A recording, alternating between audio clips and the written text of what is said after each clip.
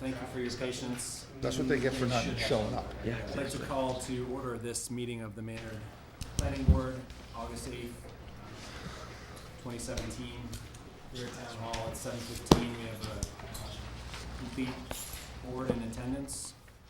I'd like to remind everyone if they can please sign in on the sign-in sheet, please. And silence all your cell phones.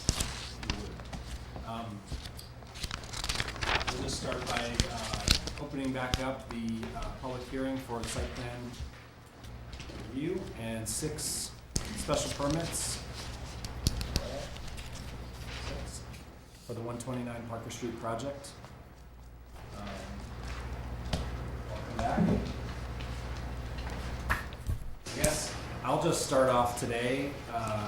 The intention that if we elect, we can maybe clear up any other things that might be pressing in the meantime, but the main piece on the agenda tonight is to go through the draft decision that's been distributed, has been made available, I believe, to both the applicant and the public. We're really looking to the, one sec, we're really looking to the public and the applicant to give their feedback and for the board to listen and take the input that is appropriate at this time, and the board will certainly, once the public hearing is closed at that time, we'll have our own opportunity to deliberate. I do have some ground rules I'd like to go over tonight because this is a pretty lengthy document.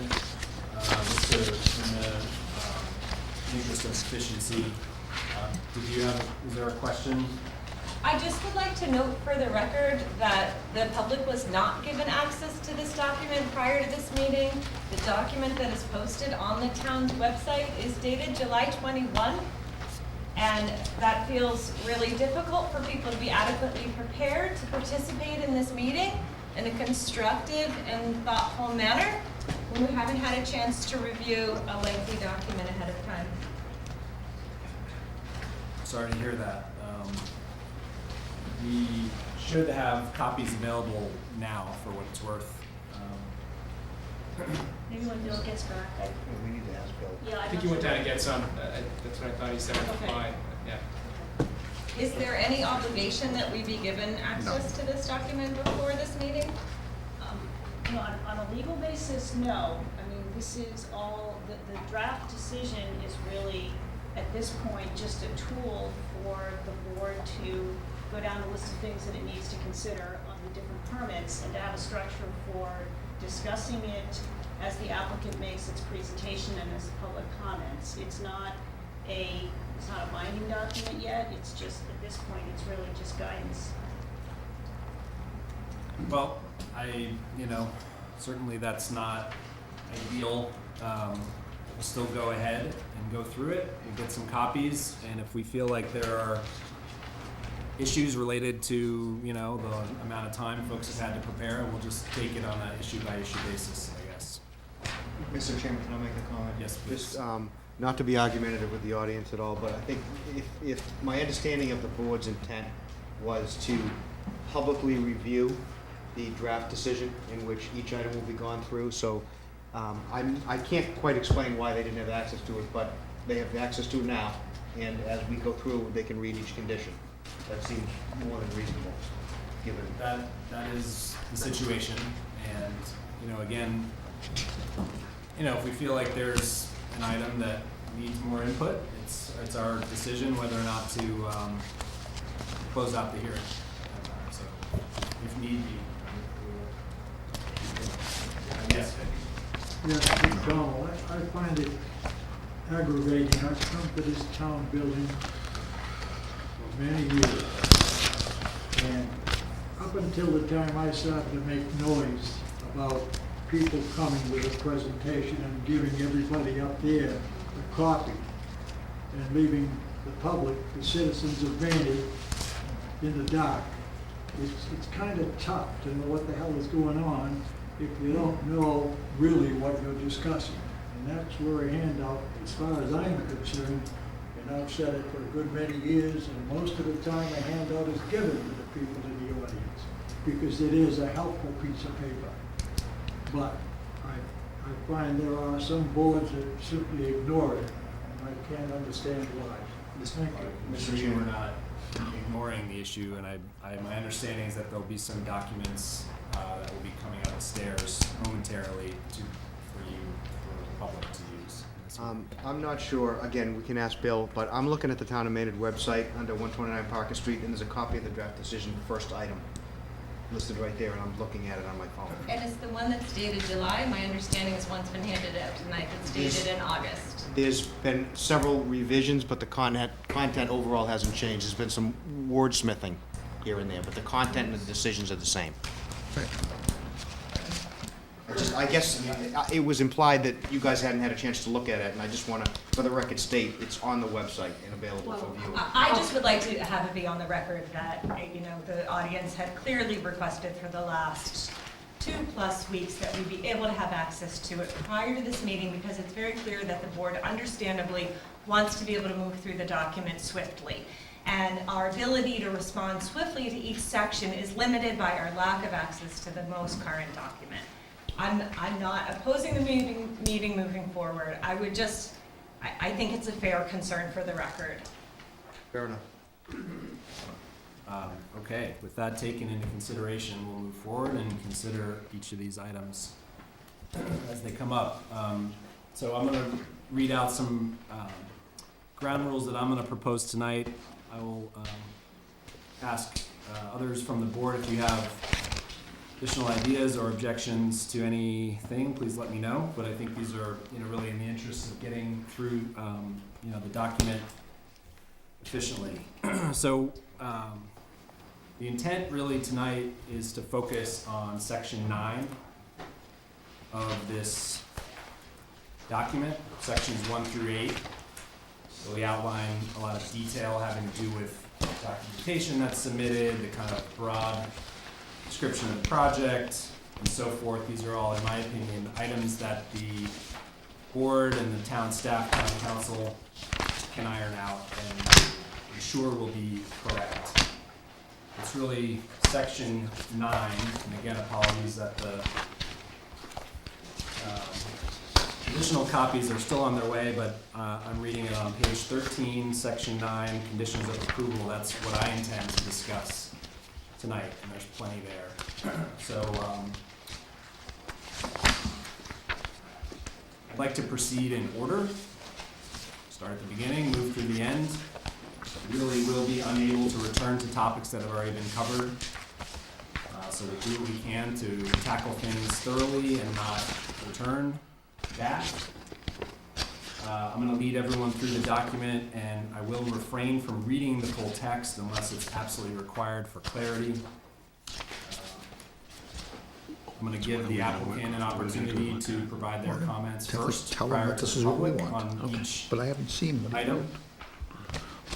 We're asking that public comments be succinct, relevant to the topic of the condition being discussed, and limited to 2 minutes, with additional time granted as needed. I've asked the others on the board to refrain from deliberation on the substance of the conditions to maximize time for others to give their input. Certainly you guys are free to talk, clarification questions and so forth, but we will obviously have more time down the road to deliberate. And I'll just mention that additional comments, concerns, or any input can be provided to the town planner in writing or via email prior to the close of the public hearing.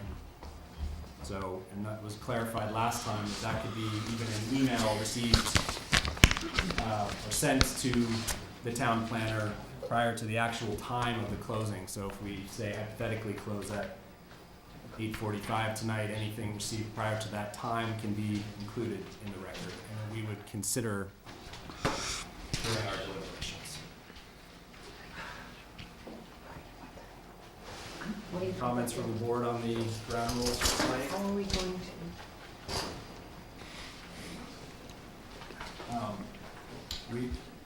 Bill, are there extra copies of the? Just pass them. We've got, okay. What did you pass out, so that I know what you What passed out? version? Right. August, Third, August 3rd.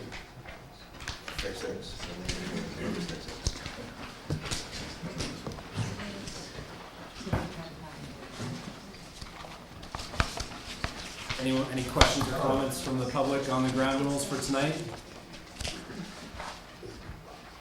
I did have, I mean, is it your intent to close the meeting tonight in, in terms of getting any questions? You mentioned we could send email or questions to the town planner, but if you close the meeting tonight, that really doesn't give us an opportunity to participate and try to send an email via phone or something.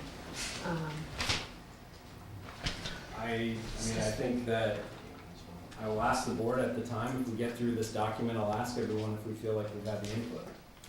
But, I mean, I don't know if I can say that our intent is to close. Our intent is to address give everyone a chance to comment on the document, so. Just an idea that, say we did work through everything tonight, which I certainly think that would be fantastic. We did. We could always elect to, continue the hearing and then close it the first moment of the next meeting and give people time to submit email comments or questions if they wish in the meantime. Close the public input here, but And email that would input, sort of, okay. let us end. You can't, and that also doesn't leave work. open the window for the public to comment, should they so wish, and not hold up the next meeting's actual business. Just to make certain. Because Just don't forget, I'm not here next week. as a member of the public, not having a current copy and the limit on the time, it feels a little bit like we're trying to restrict public input. And having that option helps relieve that. Certainly. Just to, if I may clear us up, I understand this came up, yesterday we came back, the August 3rd version, and there's been a number of iterations in between, was sent, it hasn't been posted as of yet, but it was received by me yesterday. So far as substantive changes, I think the board can decide if that's really an issue. This was the problem with posting an organic document online. It's under constant revision. You remember I did caution the board about this. This sort of situation is bound to happen. It's been revised probably 3 times today. I think it's important to point out the substantive changes, to get hung up on the fact that we've gone through the effort to post these online. And yesterday, it's true, we sent it yesterday, it didn't end up, this version hasn't ended up posted, but nonetheless, there's been a number of changes between that version and here. It's entirely impractical, in my opinion. I don't think it's an effort to keep anything from the public. I think everybody here that's been requesting anything, I think they agree that there's been trying to be totally Transparent. accommodating to all the public. I don't think. As long as we're all discussing the same document tonight. Okay. Seems like we are dated August 3rd. And there's going to be some change. I mean, to be fair, there's changes that I said that we'll be bringing in as we go through them. This is not necessarily all the changes that are going to be discussed. I guess just a point of clarification or edification, if you will. So I think the board is being, in my opinion, overly gracious with allowing public input on the conditions. I've been doing peer reviews for 30 years. This is the first time on any project I've ever worked on in which the conditions are reviewed publicly while the hearing is still open. I just think it's important that the public understands that they are being gracious by the board to allow input into the conditions, because I've never seen this happen before. Right, and I guess I'll add too that the language that's been proposed or put out in draft form, the substance of each of those conditions still needs to be deliberated on by us, and we have a lot of information still that we need to consider and discuss. So largely this is to be extra diligent and try to give everyone a final opportunity before we go off on not off on our own, but before we close and focus our attention on reviewing the materials that have been submitted. Yes, sir. Is it fair to say that they're just clerical No. changes? Is It's that beyond correct? clerical, I'd say. They are beyond clerical? It you is say? beyond So, clerical. It's kind of, I agree that it's sort of in the the gray area, and it's my intent to not focus on clerical as much as possible. Please, no typo comments. I was just trying to understand the level. Thanks. Yeah, no, it's kind of in between the two, and so, Additionally, if I may, the board also has comments that were, I think, forwarded to, including to, I think, that came in today from the STAR at least, and as well as your buffer plan and everything. So I think everything is, I've tried to provide the board with all the, right, and as the comments came in. And, you know, one of the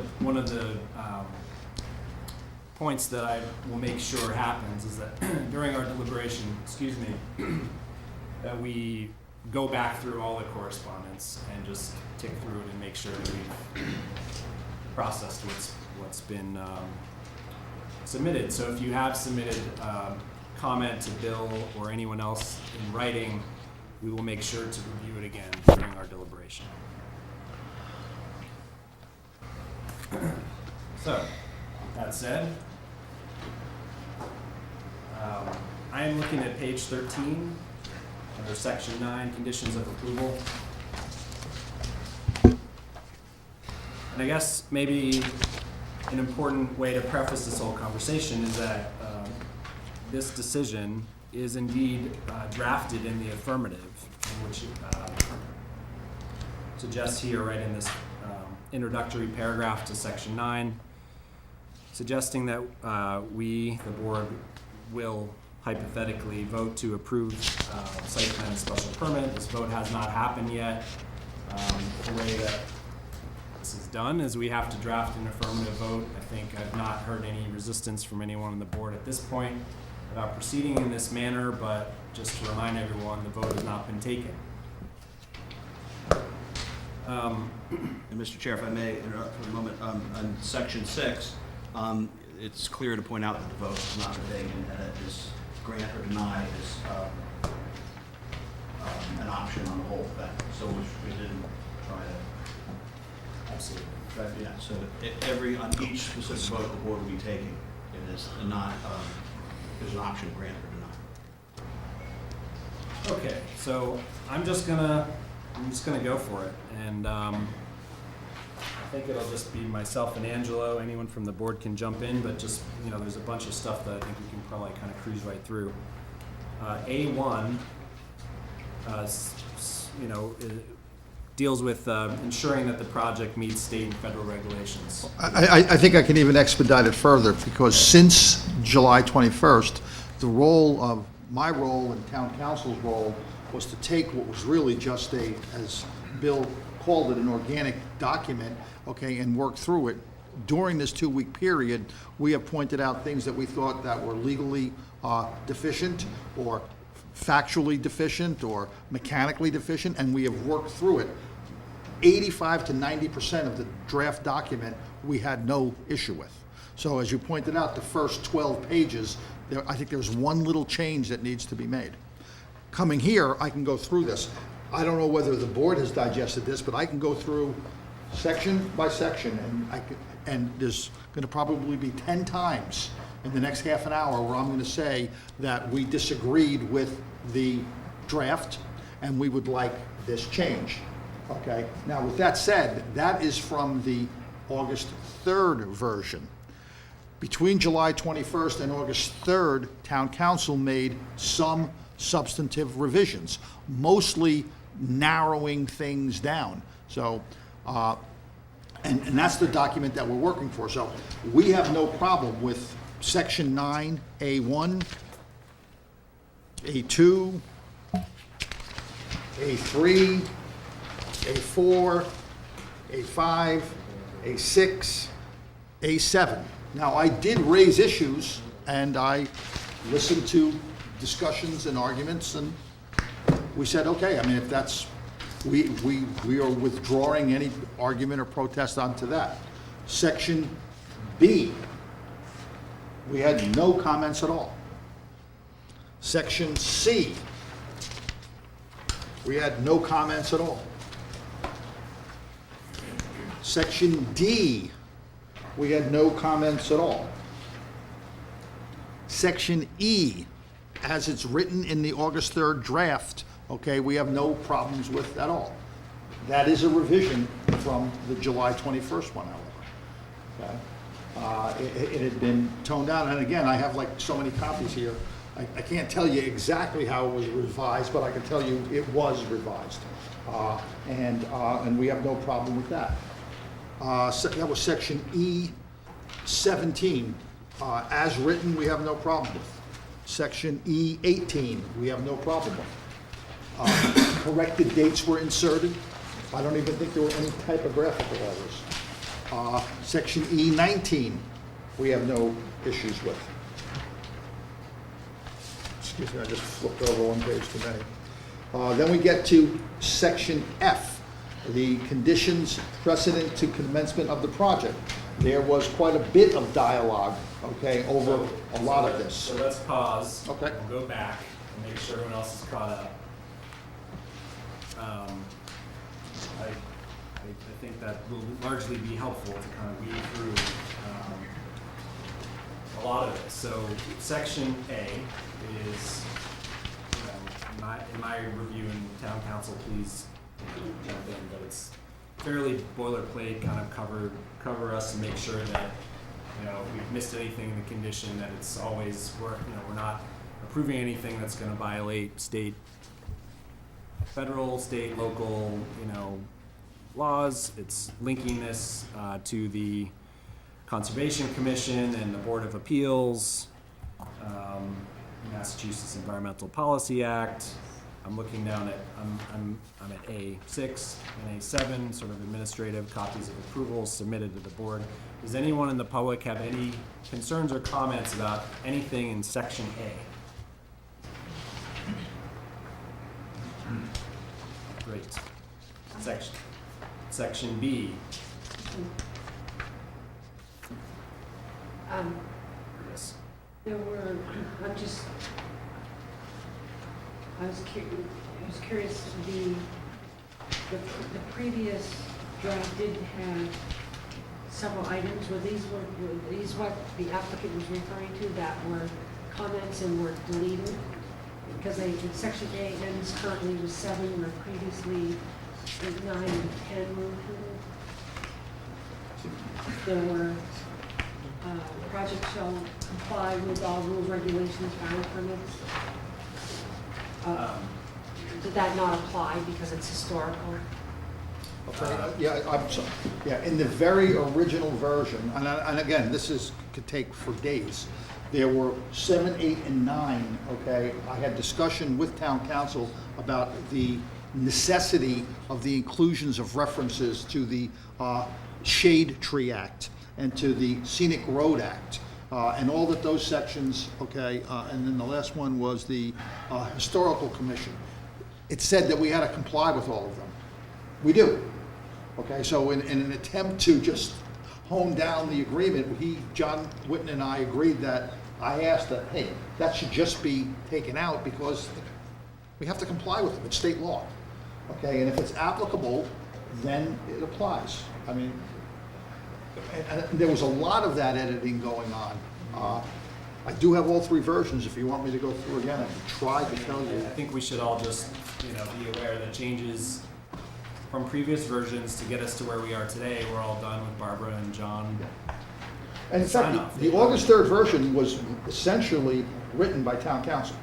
After I had made comments, and I don't know, and he took into consideration whatever other comments other people who participated in it made, this was rewritten by town council, okay? And then I commented further, and that's what I'm gonna go through with the board this evening. Okay. So I just want to get us up through the end of E, I think. B, 8, and 9, tying us to Maynard zoning bylaws, Maynard Board of Health. Comments, questions on section B?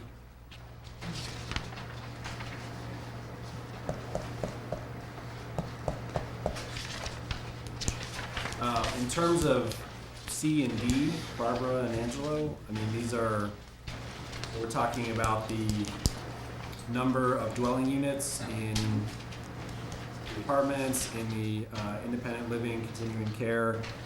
This is all straight from the MOA. And not changed from the July 21st version at all. There were no edits to that. Just confirming that. You have all three of yours, I have two of them, I'm looking at the July. 21st one. Not that I didn't think about changes, but no, we left that pretty much intact. Not pretty much, we left that exactly intact from July 21st. Those, yes, under section D, the affordable dwelling units, those are the same.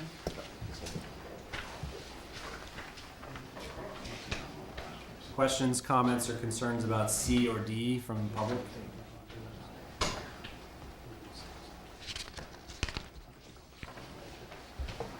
Okay, section E, this has more to do with the materials that have been submitted, one of which is the operations manual. This essentially links, or well, I should say, E18 links the operations manual to this decision. That is correct. Substance of the operations manual is, will be, subject to our deliberation. Right. And as Attorney Whitten had pointed out at a prior occasion, the incorporation or the appending of this document to the decision, in essence, makes that document part of the decision that the applicant will be compelled to comply with. Agree, but subject to whatever modifications that the board chooses to make to the O&M plan. Right.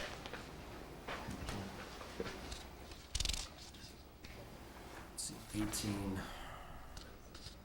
Annual stormwater report, biannual monitoring, that's all consistent with what we've seen. Again, we'll go over this again. Deliberations. Any comments or concerns about section E, management documents?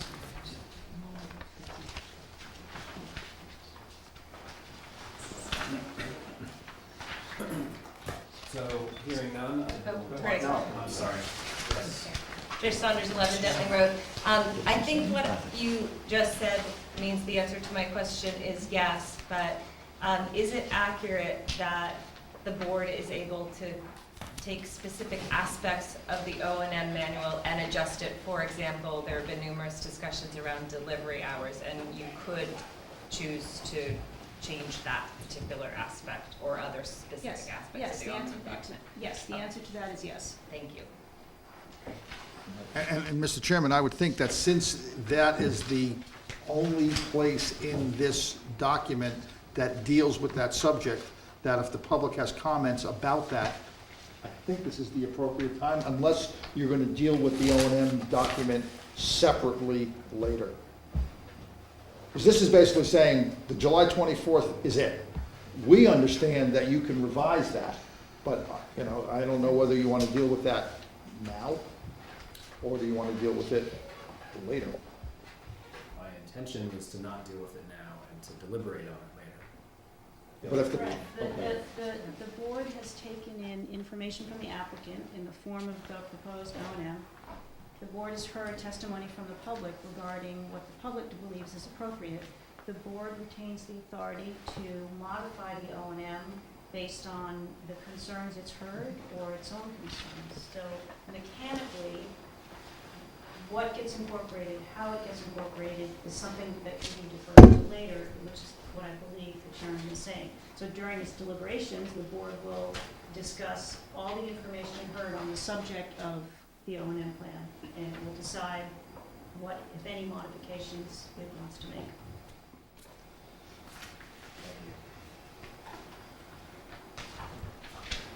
Great. So, moving on to section F, conditions precedent to commencement of project. So I'll just go through this first paragraph. This links us to the site development documents, right, which is the Bowler plan, the Bowler site development plans. We have a fresh copy up here. Is that right? That's the intention of that paragraph, and then we're starting to get into some more details. So maybe Angela, if I feel like we should go through from here on out, at least until the administrative section. We should go through these, quickly, but line by line, just because we are getting sort of more detailed. Section F was changed from the July 21st version to make it clear that the site plans that this board, we hopefully approves, are the controlling documents for the development of this site. There was some confusion over the insertion or inclusion of construction drawings and progress drawings and other things. And then after we discussed it at length, it came down to the realization that these the approved site plans, once they're approved, will in fact be the construction drawings. And that's what basically catalyzed the changes that were made to this paragraph from July 21st. We fully understand that if you approve those plans, that's what we have to build. And that was the change. And we're satisfied with the August 3rd version of section F, the introductory paragraph. Okay. Section F, paragraph 20 under section F, there was a change between August 3rd and more recently, and I believe based on discussions between the applicant, the town engineer, perhaps even the DPW, the town planner, that the town is not looking for 20 full sets of those plans, that the town in fact would be satisfied with 5 full sets and 10 digital discs. And again, that information was provided to me at some point yesterday or today. And so that's a change that we would be requesting, and I do have a version of that changed. That's So- fine. Okay. 20, that was 20. 20. The 20, okay, so we're requesting that we only be required to provide 5 sets and 10 discs. Okay. The 21, there has been no change that I recall even from the very beginning, but certainly not from August 3rd. We are satisfied with paragraph 21 from the August 3rd version. Okay. 22 changed a little bit from the beginning because we have already provided a construction phasing schedule identifying the various phases of construction, and that when this fact was made known, that section was edited to reflect that. We're satisfied with paragraph 22 of section F. Section 23, there have been no changes. We have filed with MIPA, and I believe we already have our MIPA certification. And that's something that this decision requires us to provide to you. We probably have, but if we haven't, we will. Make it an exhibit. And if you want it to be an exhibit, we can make it an exhibit. Let's make the exhibit.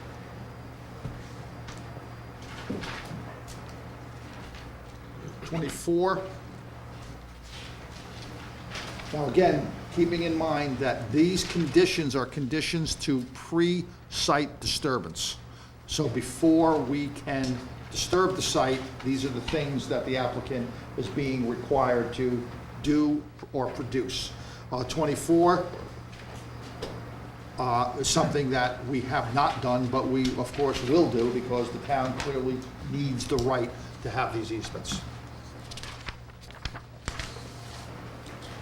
25 has not been changed.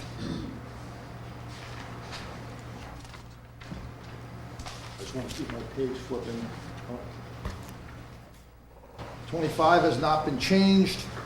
Of course, we're going to comply with all locals. No, this just requires that all the zoning lines are shown on the plan. I'm told that they are, and apparently they are. 26, okay, from the August 3rd version, we are requesting a change. This is something that has been discussed with Bill and the town engineer, and that change is simply this. The August 3rd version says that we have obtained all necessary private utility permits and final designs prior to site construction, site disturbance. That is something that does not occur, okay, in the construction industry in Massachusetts. Encore, the gas company, whoever controls those utilities, does this when they please. The agreement that was reached between the applicant and the town was that we must apply for those, okay, and we must prove that we have applied for those. And what it really is a practical matter. Our plans show where all the utility connections are, where all the utility lines are, where everything is supposed to go. But if Encore or whoever the utility... Eversource comes in and says, no, we want you to move it over here, we move it, okay? And they're not gonna sign off on it, okay? And so we can't give you final plans. In the as-bills, which is a requirement later on post-construction, we will of course show those. So our request is that so long as we apply for them, okay, and we demonstrate to the board, to the town engineer, that we have applied for them, that would not be would not prevent us from starting construction. That's our request. 27, we agree, the site plans do show the location, design, and materials of all retaining walls, fences, and structural devices. I know that there was a change that was needed to increase the height of one fence from 8 to 12. I'm informed that that change has been made, and I don't know whether our project manager has circulated those plans, but we certainly agree with that.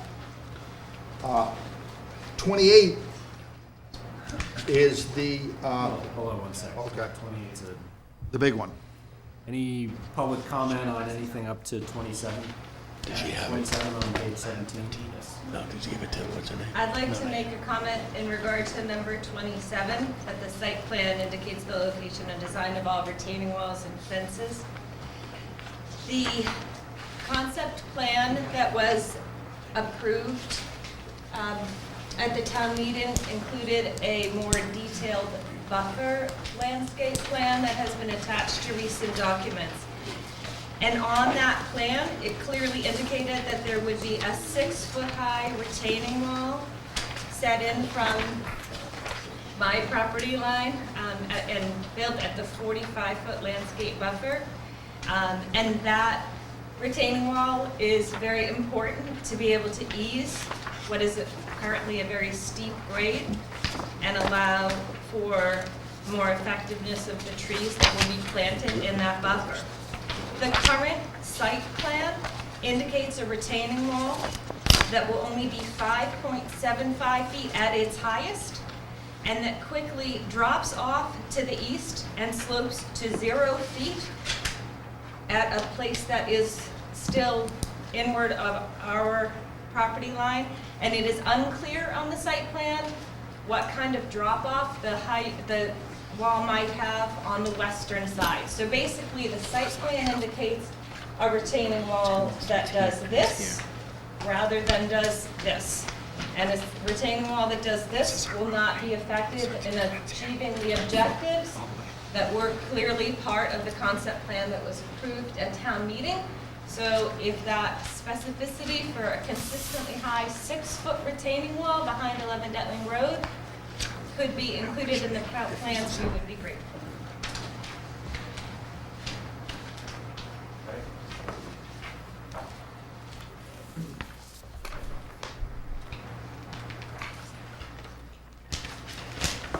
Okay. That's 28. 28, okay, as appears in your August 3rd version, okay, has been the subject of ongoing discussions between the town administration and the applicant, and that an entirely new means of approaching this has been agreed to. This was very tricky, only because it tied into the MOA, it tied into the manner of payment, it tied into a lot of other important things, and as this was drafted, that did not meet the requirements of the applicant, and I think the town realized that there was a better way of addressing this. I don't know whether I should turn to Wayne now to provide what the changes are, but in a nutshell, the applicant is agreeing to and will accept any condition that requires us to pay a pro rata share of the off-site sewer flow mitigation, as I recall, was the most recent language, okay, that is going to be impacted by the construction of the buildings that we propose in this project. That 1/3 will be paid, in essence, as additional user or connection fees when we apply for building permits for any structure that's going to be using the sewer system. The amounts that have been agreed upon will be set forth in an exhibit that was part of the Santec presentation that was made to this board previously. But mechanically, this paragraph does not reflect what was ultimately agreed to. And I have to really leave it to Barbara how we get from here to there, because this has been rewritten and what the substance of it has been agreed to, I am told. So if I can comment, I'll try to make it simple, and then we can get into more detail if the board chooses. The applicant and the town administration have agreed to a percentage of, let's call it remedial measures, based on the Stantec evaluation memo. There were 8 items that were recommended that needed to be corrected. A portion of those costs are to be covered by the town, a portion of those costs are to be covered by the developer. And this revised condition, which I certainly can read at the board's pleasing, basically outlines that percentage, references an Exhibit C that will be this chart that talks about those percentages, and then, as Angelo stated, or partially stated, reflects and requires the applicant to coordinate with the DPW director for payment of those fees in accordance with their application for sewer connection fees. In a nutshell. I know that was a lot of words. So I'm not sure reading the actual condition may help. You know, what may be helpful, if you have questions, and Bill might have given you the Appendix C. Or didn't you? You should have it. Yeah. Yeah. So if you, I mean, again, there's 8 conditions. We've evaluated this really ad nausea with our engineers and the applicant, and we believe that this is a fair contribution based on the development flow into the sewer system and their remedial contribution to help correct any deficiencies in the 8 items that were identified. Okay, thank you. So maybe just to reiterate for everyone, this is, correct me again, but this process, I guess, it has been to generate essentially a proposal or a suggestion, or more than a suggestion, of what the professional consultants consider to be appropriate and fair, and the applicant's input. It's really still in our court here as a planning board to evaluate that and do with it what we will. So I guess I like, well, as much as I like the word agreement, I'd like to just reiterate to everybody that it's not final at all. It's still really up to the planning board to evaluate that suggested distribution or allocation of responsibilities. And Mr. Chairman, since this was a work in product in process that apparently came to a conclusion just a few hours ago or less, and it's my understanding, and Barbara can correct me, that the board still can take input from town council and from consultants following the close of the hearing, And I believe that would include suggested language for this condition.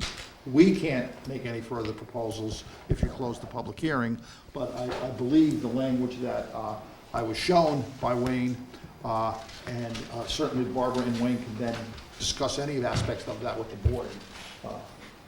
And I think that's the best way of dealing with it, because if we went through sentence by sentence now, we'd be here till 10 o'clock. No, I think this is all kind of wading into, territory. A lot of them, more detailed information is wading into territory having to do with, how DPW pays for things and just things that, Right, the important part of it is that it's a third of the cost.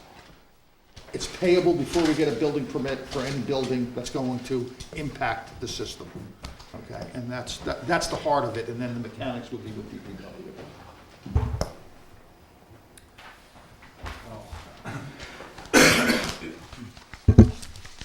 I have some questions about this. I want to ask other board members if you feel like we should get into this one now, or, we can certainly pick this, deliberate on this still with advice from council and our advisors after the public hearing is closed, so maybe we can just focus on public input at this point.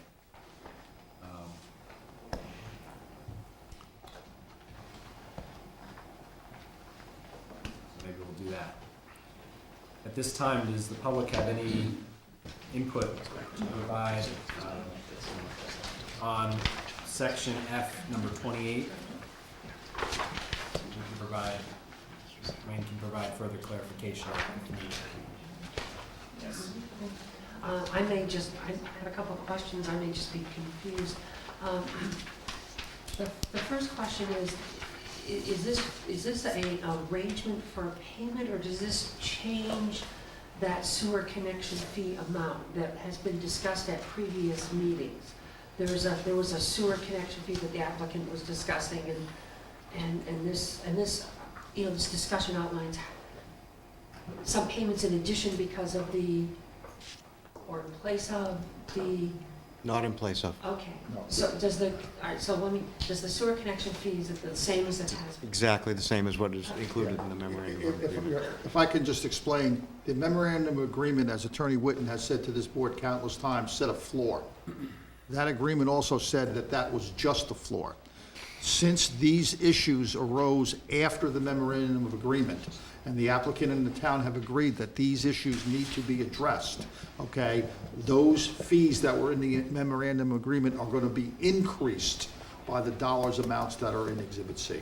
So it's in essence, it's almost doubling, or more than doubling, the sewer connection fees, okay, for this specific purpose of addressing those off-site impacts caused by our pro rata usage of the sewer system. So it's additional money, a lot.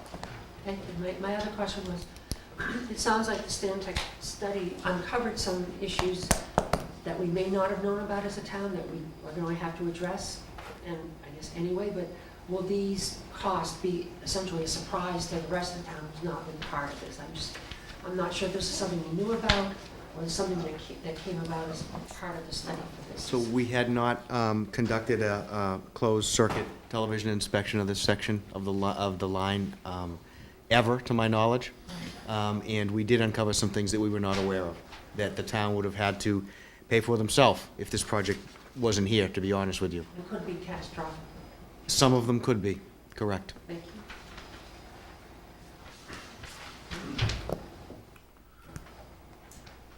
Yes, sir. Yes, Mr. Chairman, the expert has said that the town had never done a survey of the sewer lines. I don't think he's been here long enough To my to knowledge. have what is commonly called an institutional memory, and I don't want to cause friction between Mr. Wayne and myself, but it's a tradition in this town to It's not spend possible. $3,000 and $4,000 and $5,000 for surveys, and then they get hidden down there in the public works and gather dust. And I don't believe his statement is accurate, and I'll tell you why. Because if I remember rightly, we had a survey done on water infiltration into a sewer line. And according to the definition by what I understand engineers say, water will infiltrate a sewer line and it will exit a water line. And the survey is down here somewhere, and I think you'll find that the section that you're talking about is one of the worst sections in town for not only the infiltration, but also we had a gentleman called William Naylor many years ago, when we had water commissioners separately elected, used to love to save money for the town. And he thought nothing of putting an 8-inch line into a 10 or a 12, and then on the other end make it a 6 or a 4. Who's the culprit? There you go. So, this is the history of the water system, and if you. What do you need don't Stantec believe for? me- We should have hired you. Just the water line on Naylor Court, which has mismanaged for a number of years with the Board of Selectmen calling the Mexican restaurant 51R Main Street when it's been on Naylor Court since they opened the place. There's a 4-inch line on Naylor Court, just to show you the way it was done, you know? But that's interesting. Mr. Chairman, I graciously Survey stand is corrected. there. All you have to do is find That's to the that. best of your knowledge, Wayne, I heard. I was not aware, but now I am. Aaron, can I just clarify one item on that, please? So, I think what Wayne was referring to is that section has not been cambered. So, Vic is correct, we're doing a 5-year I&I project in town. We finished year 3 of the analysis portion and year 1 of construction. Planning for year 2 of construction.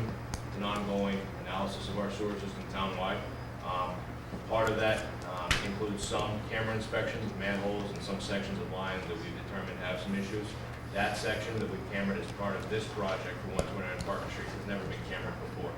So we did not know that the line had deteriorated to the level it has and some of the findings that I think you've been handed. So I believe that's what Mr. Amico was referring to. So we do understand that that area upstream towards Sudbury has some I&I problems, and we do have some recommended corrective actions that we received from Stantec earlier in the year, actually just a few months ago.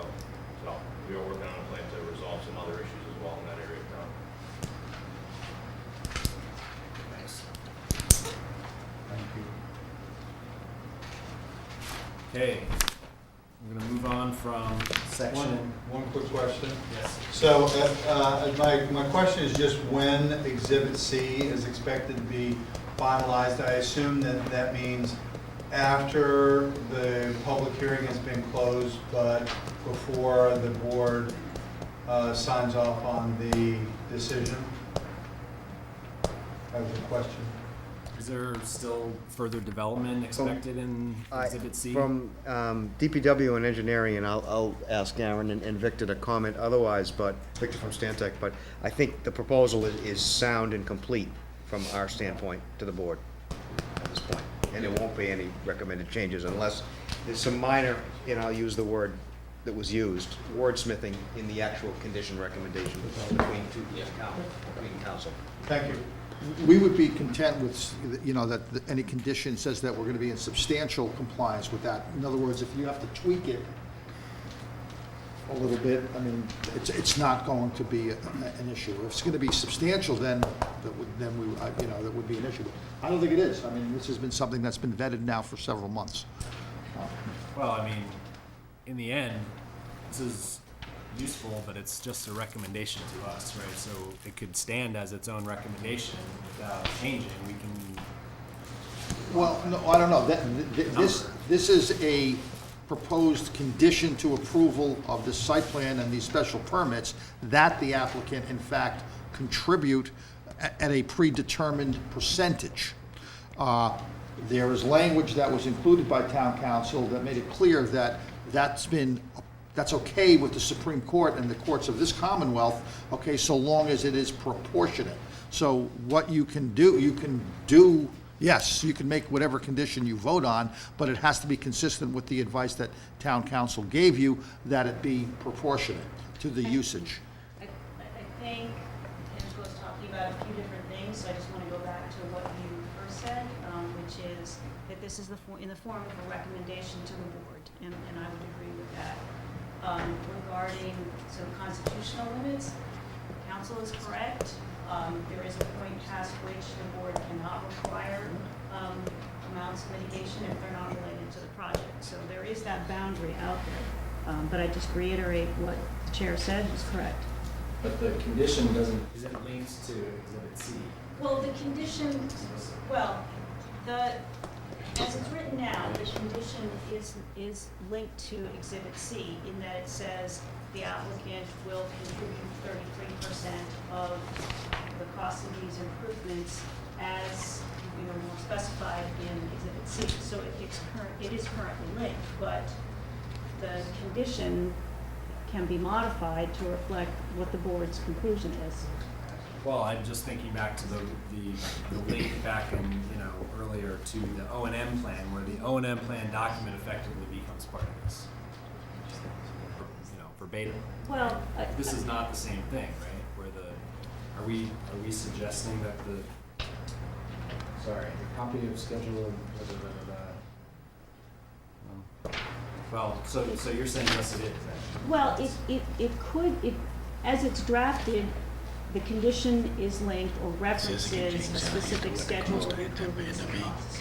I think that structure makes sense, but it's up to the board to decide whether this proposal that's been agreed upon is reasonable and something that the board finds in reliance on its staff, that this is an appropriate contribution to be made by the applicant. So the language of the condition is going to be tinkered with, but the relationship between sort of a condition and a schedule, I think that's still there. Right.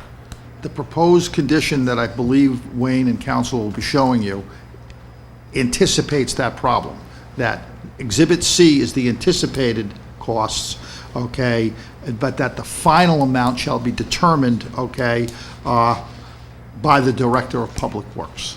I mean, and that was the condition that we're looking for, that is to say that the cost is going to, this is what we think it's going to be, but we're being told by the board that as a condition of the special permit, we are going to comply with those final costs as determined by the Department of Public Works. I mean, I would imagine this goes out to bid, doesn't it? Yes. Okay, and so it could be less, it could be more. The dollar amount could be less or more, but the percentage stays the same. Sure. I just want to make sure we understand how we approach this discussion when we go back there. So essentially, Exhibit C is a demonstration of the proportionality of the agreement, right? That's Right. And it's essentially the recommendation of The professionals. Of the staff. Yeah. okay. Any final comments on F-28?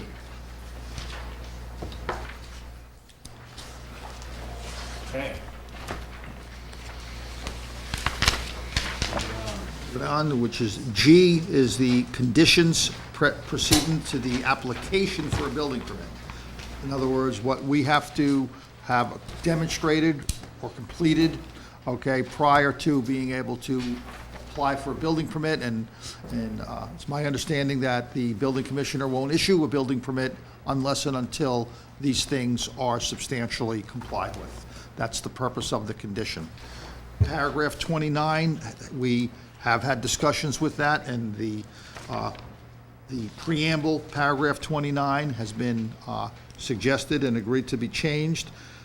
The entire paragraph is going to be stricken, and it's going to be replaced, or we would request that it be replaced with a single sentence. The applicant shall comply with all building department requirements upon submission of a building permit application, period. That's the preamble. Then A, we have no, A remains the same as far as the applicant is concerned. B remains the same as far as the applicant is concerned. C remains the same as far as the applicant is concerned, and D remains the same as far as the applicant is concerned. D was in addition to the original July 21st proposal.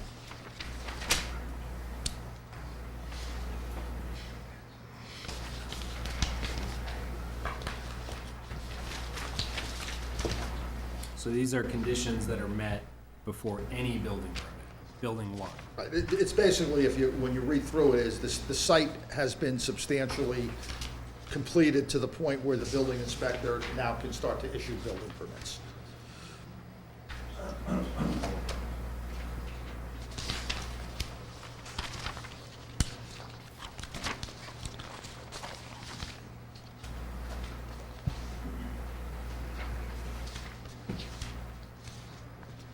Any comments on section G, 29, A through G? I just would interject on condition D, that was in direct response to, we had a question a meeting or two ago about when would buffers be installed. This is just to ensure that the buffers were adequate and consistent prior to internal construction. Nancy, could you repeat that? I'm sorry. Could you just repeat what you said? That condition D was in response to some comments relating to ensuring there was a buffer in place prior to commencing of the buildings. And that's what that was tailored for. And would that include that they not do prep work and take existing trees down before the next growing season? This is a sewer. Could it say I that? just want to make sure that you have a copy of this. It says before, the purpose, this is prior to issuance of building permits, so anything that didn't require a building permit, I wouldn't think would be affected by that.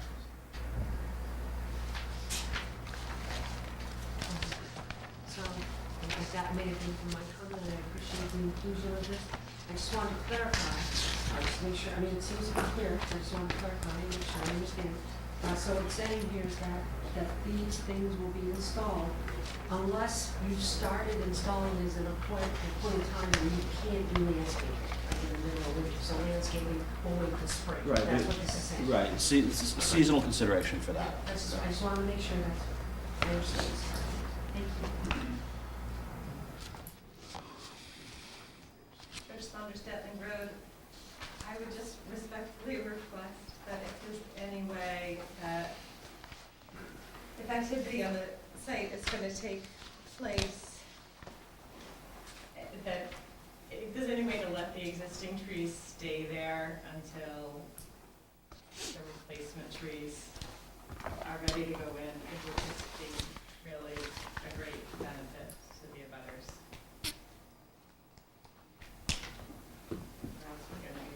We're gonna be bare for years anyway, but it's gonna be really bare as existing trees come down.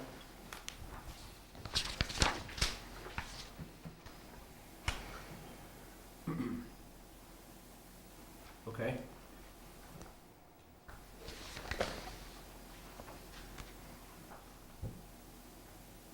Any other comments?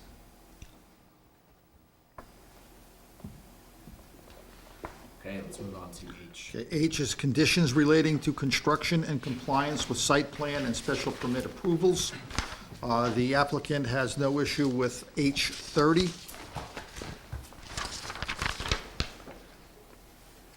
H31. H32, which sets the hours of construction.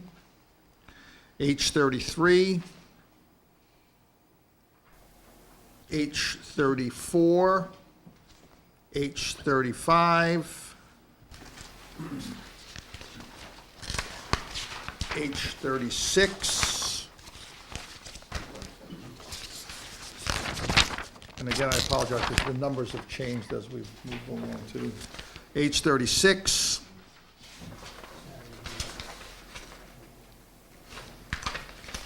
H37 is okay. H38 satisfactory to the applicant. H39, is a requested change. This was also after discussion with the town planner and the town engineer regarding the issuance of certificates of occupancy. It is customary for, especially or particularly in projects of this size, for temporary certificates of occupancy to be issued on occasion. And there's any number of reasons why that might occur. There might be some small issue regarding some electrical issue or something that would prevent a final occupancy permit to be issued. The draft had proposed no temporary occupancy permits. We requested that be revised, and we were told that that was satisfactory so long as that they will be permitted pursuant to planning board regulations if applicable. So the change would be that temporary certificates of occupancy will be permitted pursuant to planning board regulations if applicable, and that was something that Bill had suggested. Mr. Chairman, it's sort of a legal issue as well, and I have not heard that there was any modification of that first sentence. Temporary certificates of occupancy will not be permitted, so the board, should consider if it finds there's reason to have, to modify that, and I'm, certainly we'll hear, more from staff who might have been informed about that, but as far as the council is concerned, a change of that has not been approved. It is something that I had discussed when we first went back and forth with the revisions, and unfortunately, I don't know if Barbara was involved in that. I did point that out to Attorney Whitten. He didn't make the change. That is correct. Okay, he didn't make the change. Okay, but then there was further dialogue, okay, that resulted in the change that we're requesting tonight. That's why in the August 3rd version, the change wasn't made. Okay. I would just say the change was not made, period. Well, no, but no, I can give the explanation. It wasn't made because there had to be dialogue with the town over that issue, and that dialogue has occurred, and now we're requesting that the board consider that. Wayne, question for Bill, did you get permission on this? if we were to allow TCOs, it still would it not? It would still be discretion of the building inspector whether or not to grant those. Agreed. Do you know why this? The way I remember leaving this, and Bill, maybe you and I didn't have a chance to connect it. You were gonna check with Rick on this. Did you have an opportunity to? Because I remember speaking with the applicant about this, and we were kind of vague on whether we were okay with this or not until you had further discussion. The past, we have brought requests for temporary certificates of occupancy before the board. And that was with Mill and Main, if you remember specifically. We did that. On the other hand, I don't know that, that was under building inspectors, by his, direction.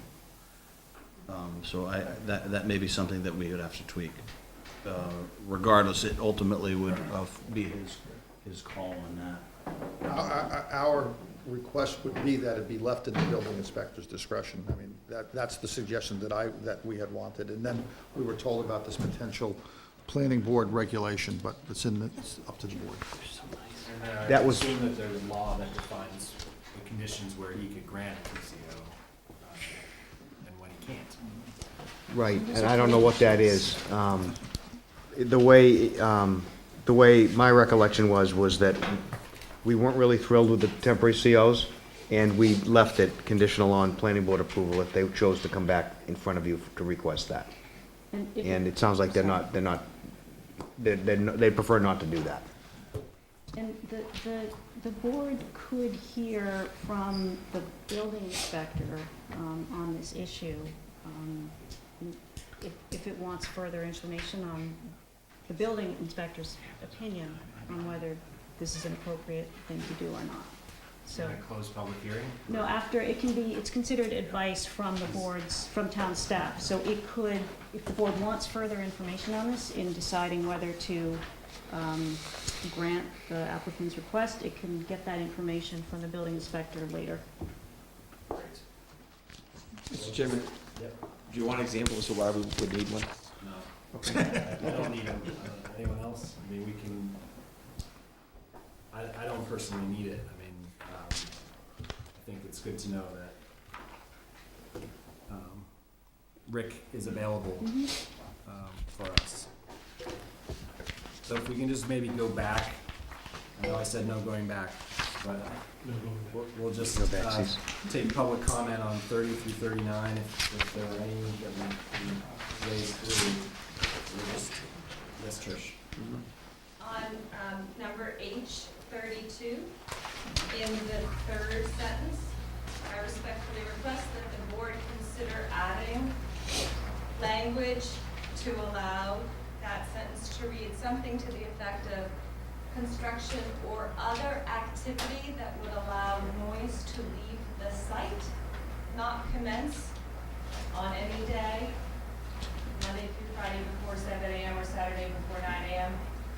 Construction or other activities that would allow noise to leave the site shall cease by, I would suggest, 4 p.m. to allow families in the abutting neighborhoods to enjoy their dinner hour in peace. I would also request that in addition to that language and time change, the last sentence say no construction or activity whatsoever shall take place on Sundays or national or state holidays.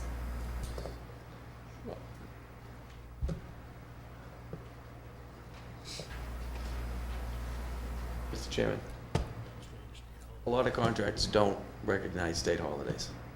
This is the construction industry, not the teachers industry.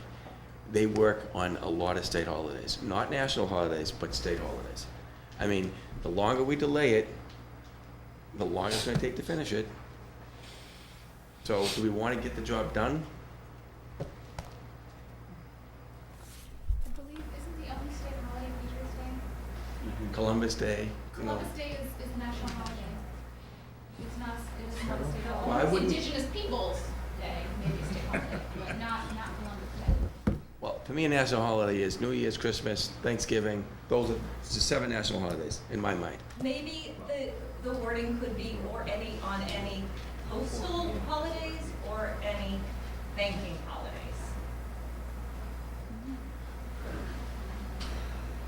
Look, like I said, do we want to finish the project? She's complaining that it's going to take forever, but yet she's tying her hands. Stop at 4. We're okay. We've got what we need on this, I think. Okay. Thanks. Yes. Just a practical, on the timing, in my experience, most construction crews start early, like 7, and they end at 3. The time here, I guess they're trying to accelerate that, because that's more than an 8-hour workday. So typically, I see construction crews they like to get in early and leave early. This is my observation in working in construction. So I was actually sort of surprised to see the 6 p.m., but so the applicant's saying they're gonna have people working, you know, what they're saying is they want to accelerate it, so they're working longer hours, is that? Bill, these hours Because consistent typically you're with the site paying plan overtime approvals, for to your that. knowledge. Are these hours consistent with the site plan approvals? We're gonna have a lengthy conversation about this, I assure everyone.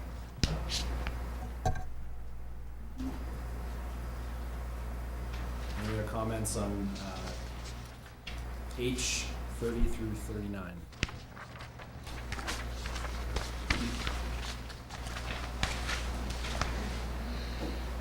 Shall I move forward? Yes, please. 40, the applicant had no issue with paragraph 40, has no issue with paragraph 41, has no issue with paragraph 42. Paragraph 43 has been remodified.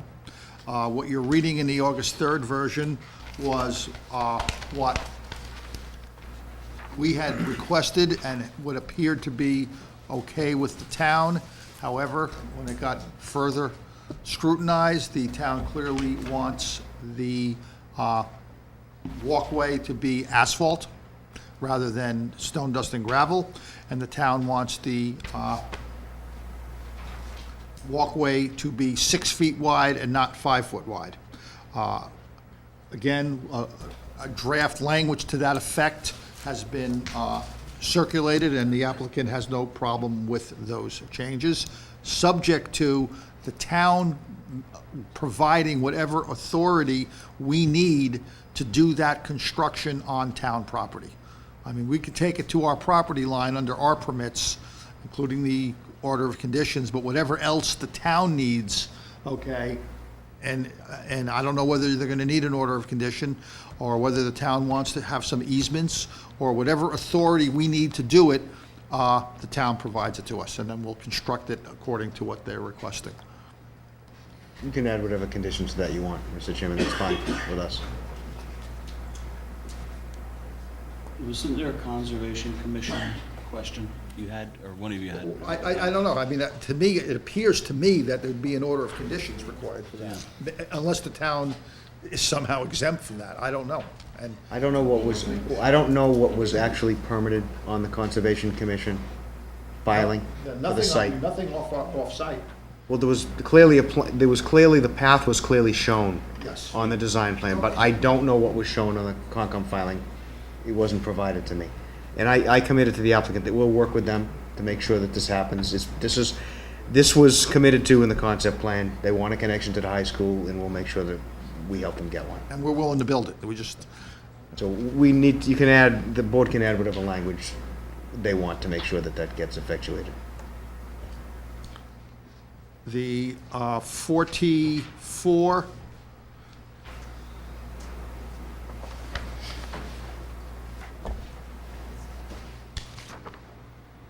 It's fine. find it, yeah, 44 is fine.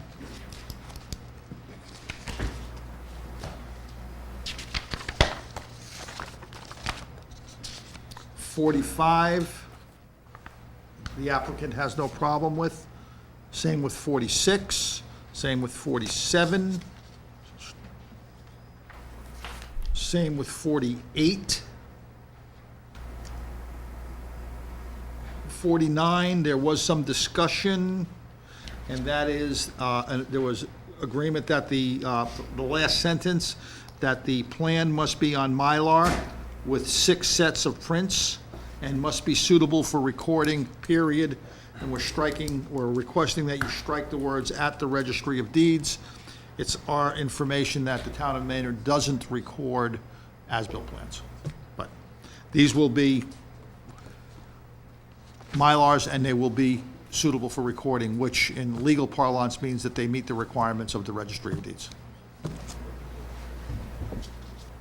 50, Sorry, just for my understanding, back on 44, I understand the approved site plans for the projects. But I'm wondering about curbing and walkways for the off-site improvements. Just if you can tell me where that's captured. The number 44, in my opinion, actually doesn't even need to be there. I mean, you guys are approving a set of site plans that shows where all the curb and the walkways are gonna be. So I don't know where that came from, but it's there, and I didn't argue with it. all the curbing and the off-sites, like across the street on the other side of Parker Parker Street, Street they're and- shown on the plan. On the solar plan. On the Green International, the traffic improvement plans. Traffic improvement plans. So is that part the of this offsite. plan set or a No, different plan different. set? What's gonna be part of the complete plan set, it should be in there. Is it referenced as one of the It's not plans? in there. Yeah. Should be.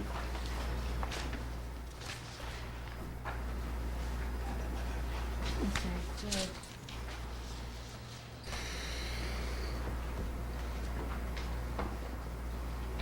On the bottom of page 3,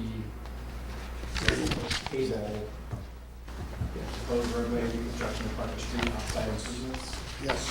That's the document. I will- right here, bottom of page 3. He's referencing these plans, no, of the decision. That's referencing that set of plans is what Craig is saying. Not skipping pages.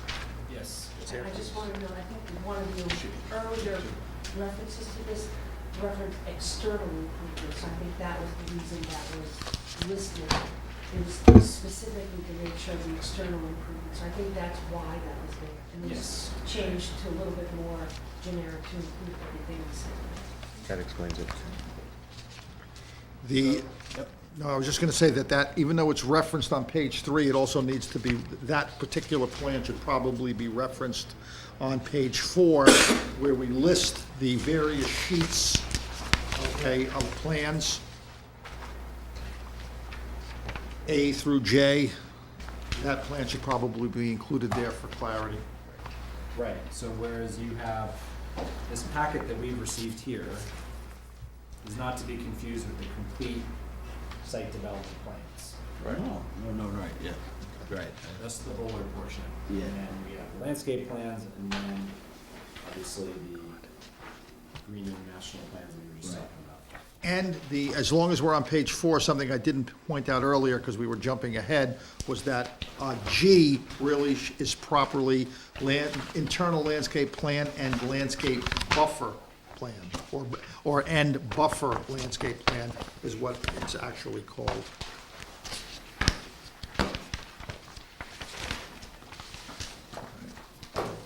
Okay. I believe we made it up to 49, so any comments on 40 to 49? Just one quick comment related to item number 46 about dust related to the construction. I don't really know what the right way to address this is in this particular document, but the 400,000 square foot building that was demolished and crushed up and left in the big pile immediately behind my house for the last 5 years is made of concrete, and there are new regulations coming out through OSHA and through the state for how to handle crushed and cut concrete because of the dangers of silica. That would be something that if it was blowing in the air, I'm not sure we would be able to see it. So if there's any way to make sure that the town building inspector or a health inspector can find a way to be familiar with those hazards and monitoring and minimizing the impact, that would be great. Okay.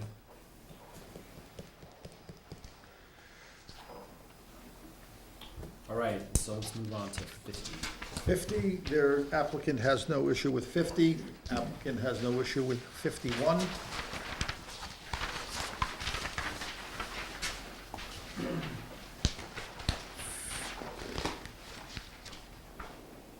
'52, the applicant has no issue with, but I understand that there has been some tweaks to Exhibit E, which we'll get to later as it's attached to this document. And what those, exactly, it was very, very minor. And I also understand that that issue was discussed between our sign consultant and Mark Rodenheiser? Rosenshine. Okay. It's 8:30. Mark Rosenshine, and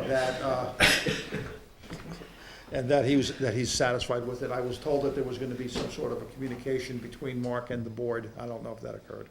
I didn't see that. I did expect, I was in that, but I haven't received anything from Mark yet. But in any event, 53 is okay.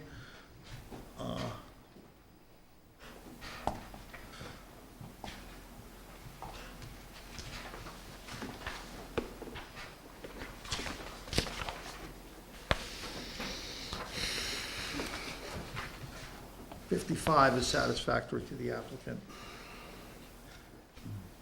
56, unless you want to go back, Mr. Chairman, I'm sorry. Yeah, let's hold up for 1 sec. We'll just clear out H. Comments from the public on the remainder of section H.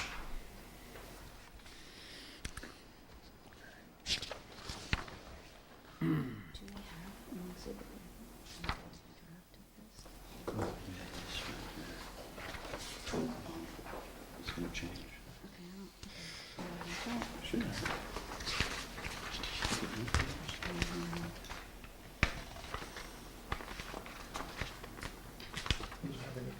Okay, let's move on to,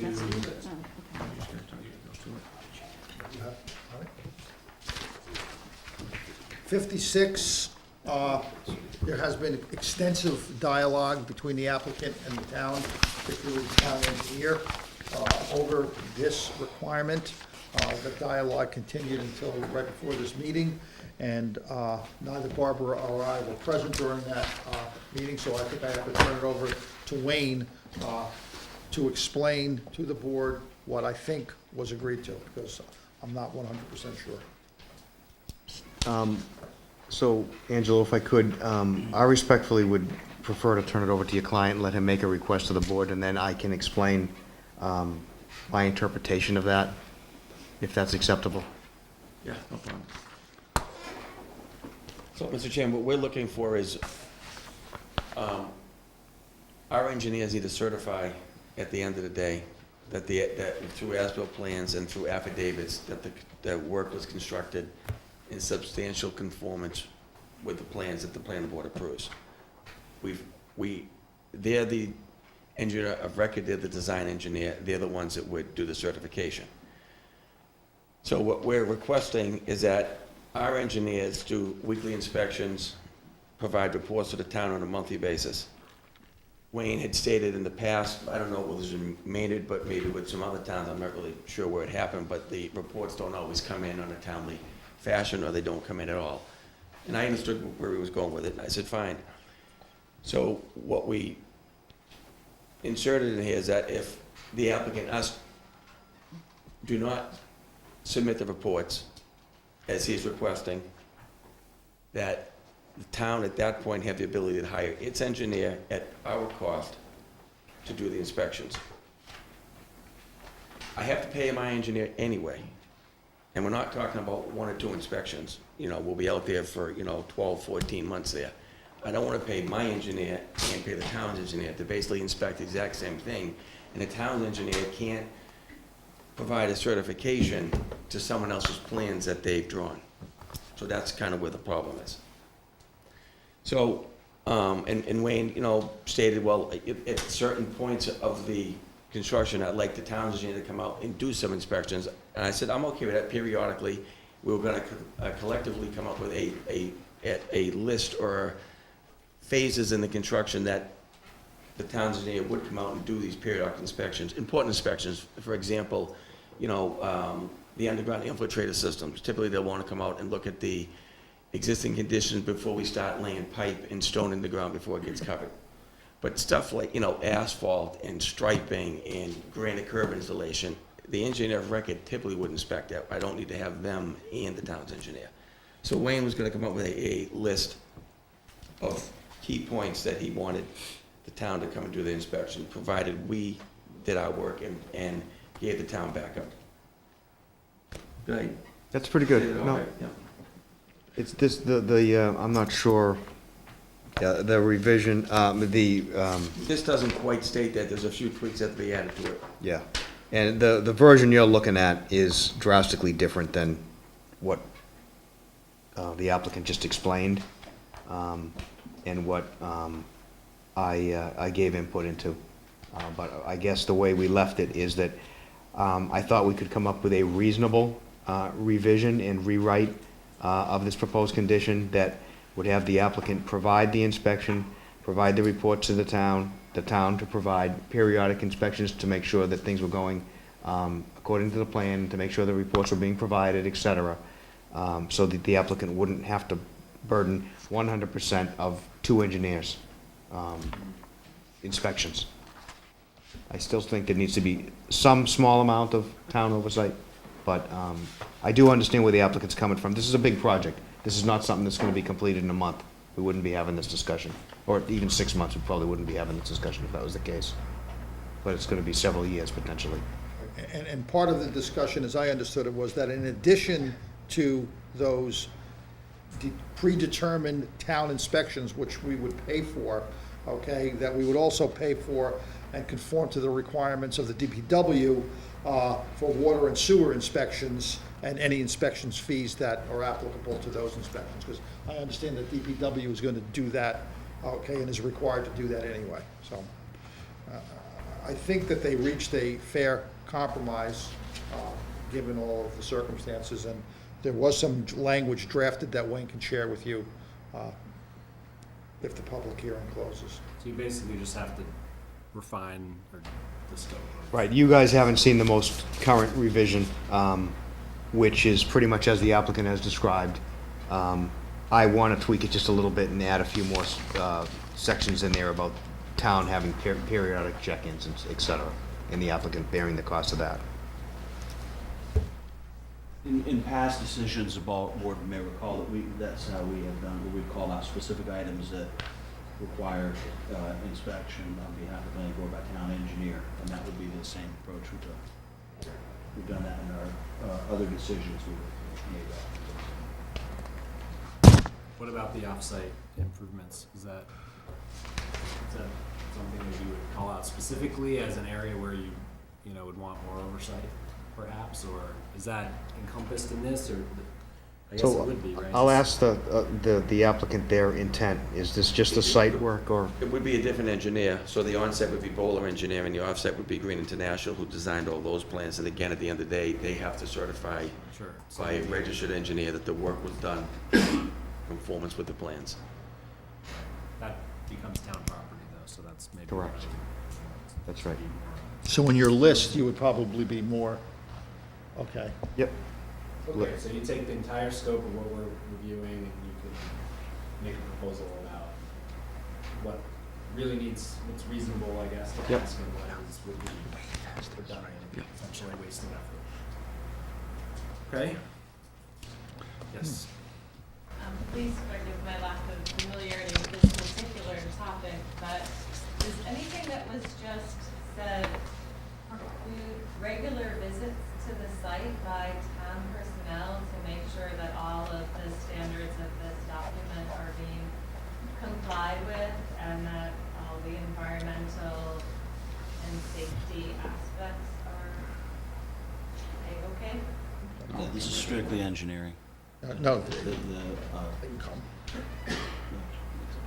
So if there's a complaint. the even if there's no enforcement, I guess it's complaint. Rick, or even if there's no complaint, the Anybody town can will come have out, anybody.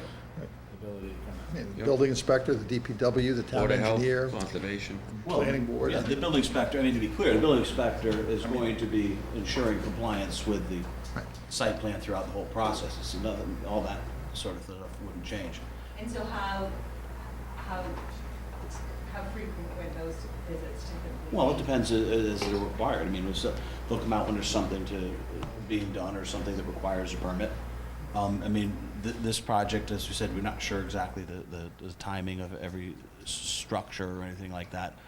But for instance, when any improvement is done, typically the building inspector is going to go out and sign off on it. What we're talking about here are strictly engineering issues, things that would be typically fall in the professional engineering warehouse. And what the applicant's saying is that having two certified engineers out there at one point becomes not the most practical use. That's In fact, Mr. Chairman, the very next paragraph, 57, essentially says what we're just discussing, that we need to give to the town engineer adequate notice of what is going to be going on so that they can determine when to schedule inspections. So if they know that information and the DPW wants to go out, even though it's not a paid-for inspection, that can occur. In addition, one of the things that we glossed over but was contained earlier, that prior to any construction, there's going to be a pre-construction meeting in which phasing and timing are going to be a very essential subject. And again, that would be controlled during that as well. But there's no prohibition from any official member of the town from going onto the site at any time. So 57, we have no issue with. Okay, we can keep going.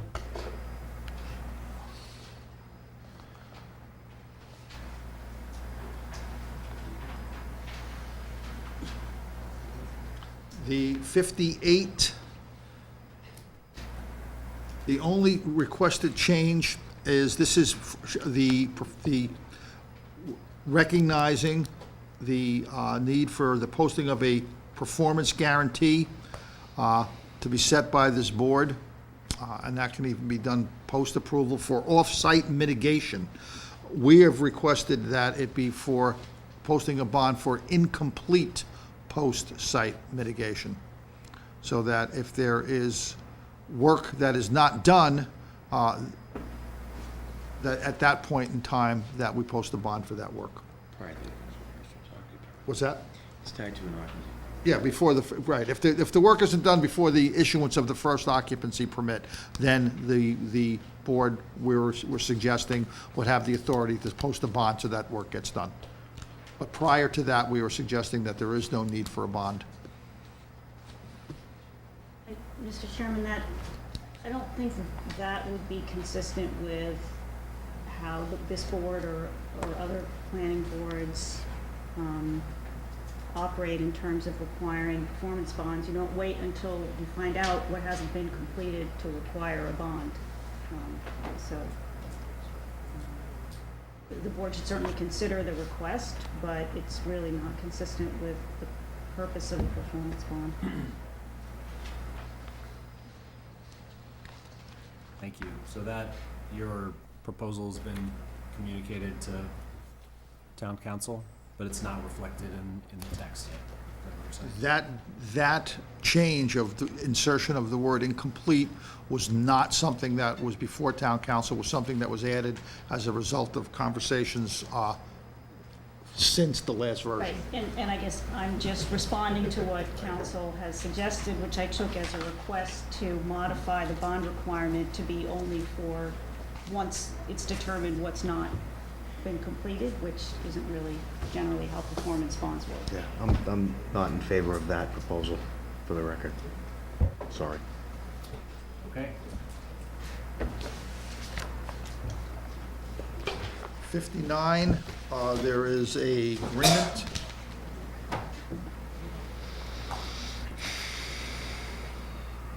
$60, we would ask be stricken Well, it's already part of 58. because the proposal is that it was incorporated into 56. Yes, correct. In other words, when we talked previously about the establishment of a fund under certain conditions for the payment of these fees, that the mechanism that would be used would be the mechanism that was described in paragraph 60, which is the 53G special account, that the applicant would then be required to place a certain amount of money as determined by the town engineer, I guess in consultation with the DPW and this board, into a 50G account to pay for those inspections should they become necessary. So there's some redundancy. Redundancy. you're saying? Well, there wasn't, but because we changed it, we've suggested the integration of 56 and 60 to avoid the redundancy. But the maintenance of a 53G account wouldn't change. Correct. I suggested that we add it to paragraph 56 so that there's no confusion. 61, the applicant has no issue with. 62, no issue. 63, we have requested that the 63 be deleted in its entirety, and apparently that was something that town engineer and the town planner did not have an issue with. 64, no issue. 65, no issue.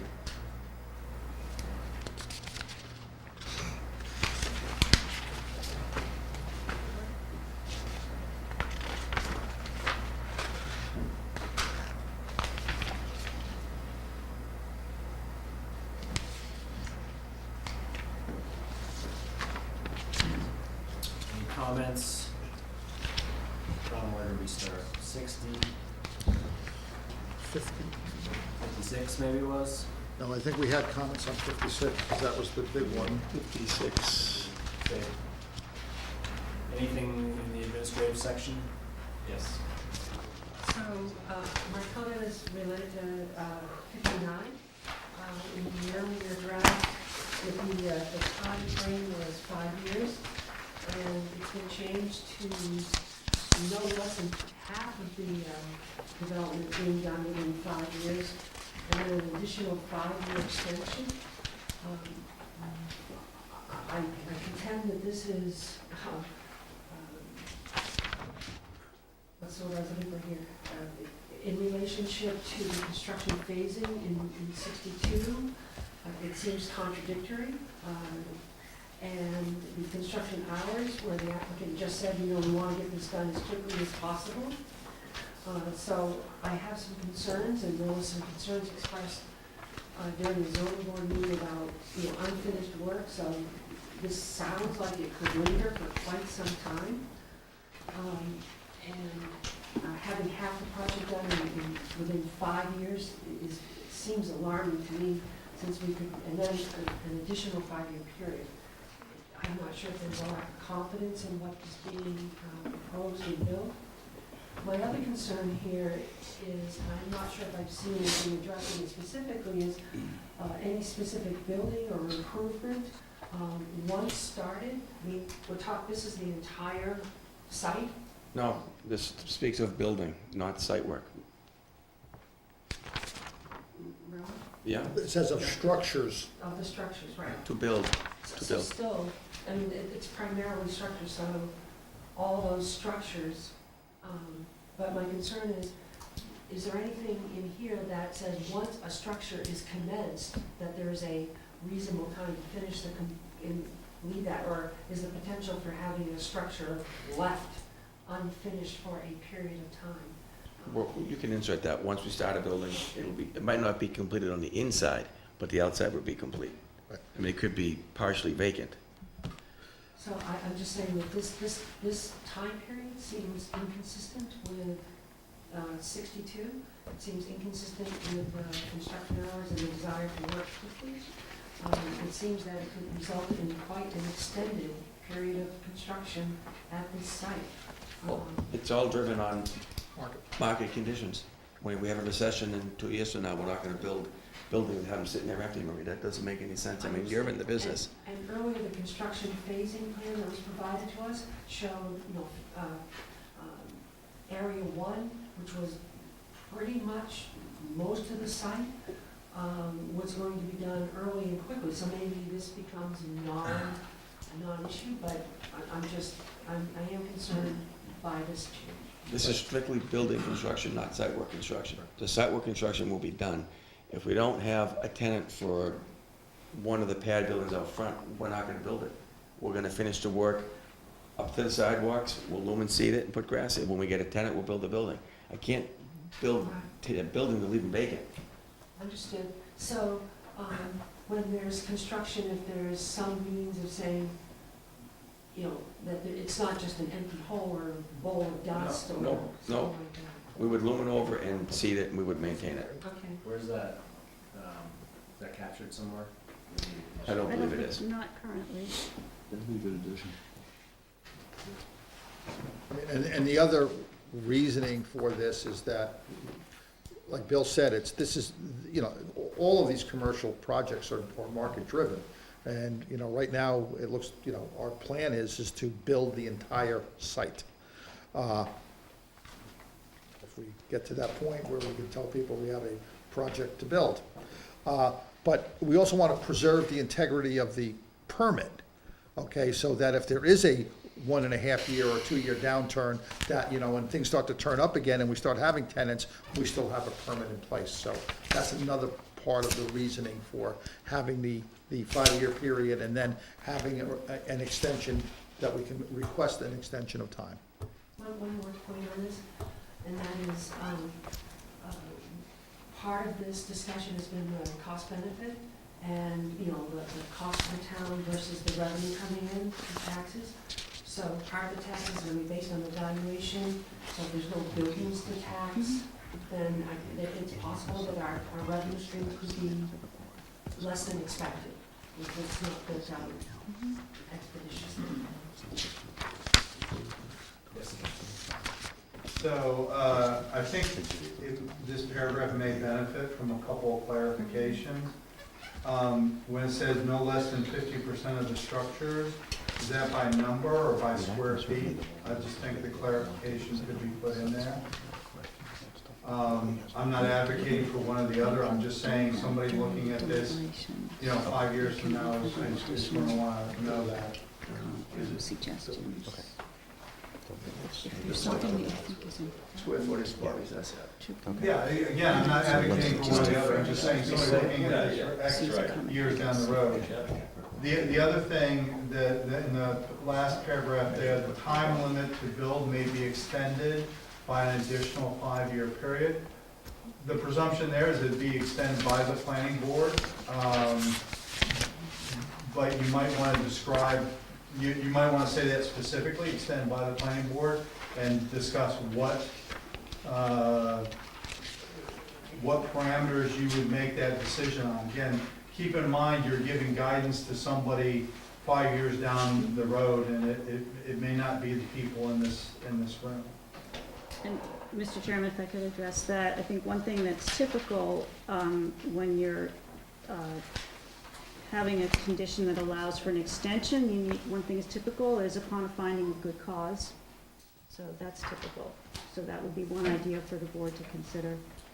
I don't know if that captures what your suggestion is.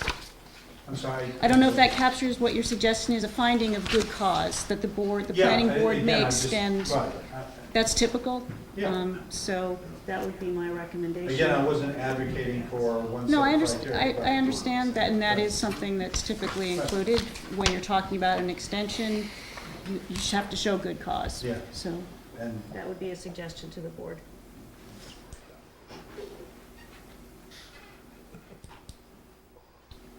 Okay, if we, Bill, maybe you can dig out or take a crack at condition having to do with the temporary, seed of vacant lot for a period of time, or I don't know. Yeah, I made note of that. Yeah, the open paths, we'll figure out something because they, realistic timeframe, but ensures that there's no open areas that we're not seeded along. Yeah. I wanted to just go, let's finish, sorry. We're almost there, almost there. Any other comments on I administrative from the public at this time? Okay, let's go ahead to, sorry.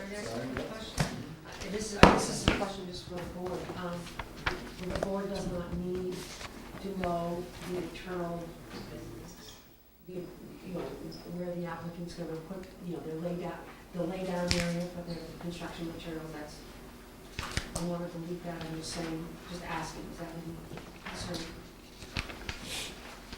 It's not in here. It's not in here. Number 63? We took it out. Well, It's gonna move. I don't, it wasn't taken out. At the Yeah. board, it's up, And we asked that we we've took it asked out. to take it out. It hasn't taken out yet. It's a request from the applicant to remove it, which That- the board should consider. Right, that was discussed with Bill and Wayne, and they seem to have no objection to that. And I don't.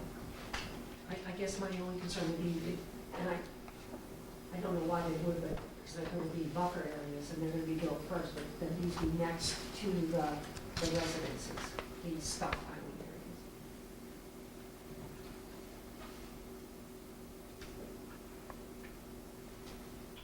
Okay, we can take a look at it, but the presumption here is that this could be provided down the road. This is not part of the submission.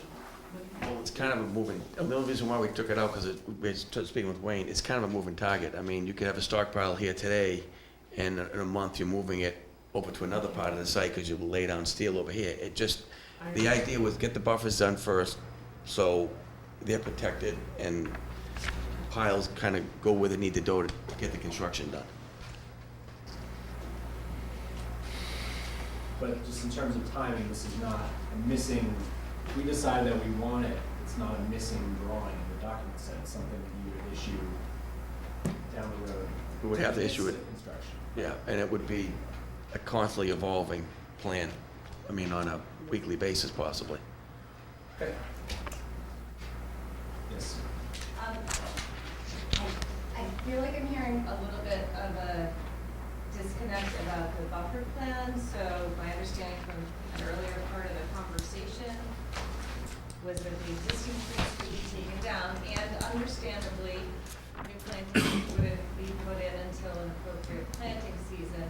But if the developer has the right to take down the existing trees in the buffer at any point, and say that's next month, and then it's a good 16 months before it's an appropriate planting season, some consideration for setbacks and stockpiles in construction, I think it seems completely appropriate when one looks at the existing conditions of the site, how with lots of choices for where to put that very, very large rubble pile, they put it immediately abutting the 45-foot buffer line that is immediately outside my backyard, his backyard, and his backyard.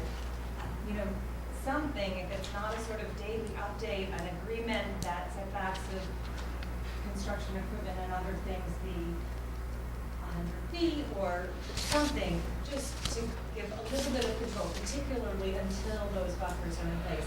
And I do want to remind everyone that even once those new trees are planted in the buffer on the southern side of the property, it's going to be 20 plus years before there's any even reasonable amount of coverage to stop a direct view into the site from those homes.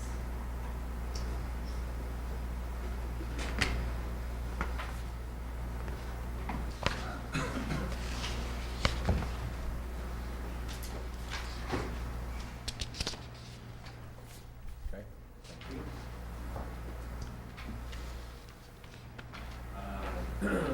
Moving on to section J. The applicant that has no issue with the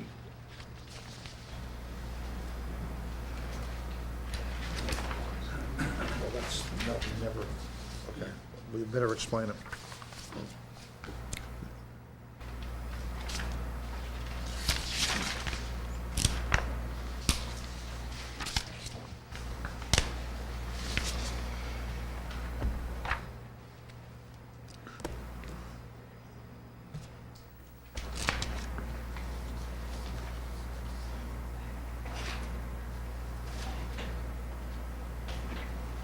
So, Mr. Chairman, our only comment was that we wanted the ability to either provide a bond or a tripartite agreement. And I'm not sure if the board is familiar with the tripartite agreement, but it's basically an agreement between the developer, the town, and the funding institution.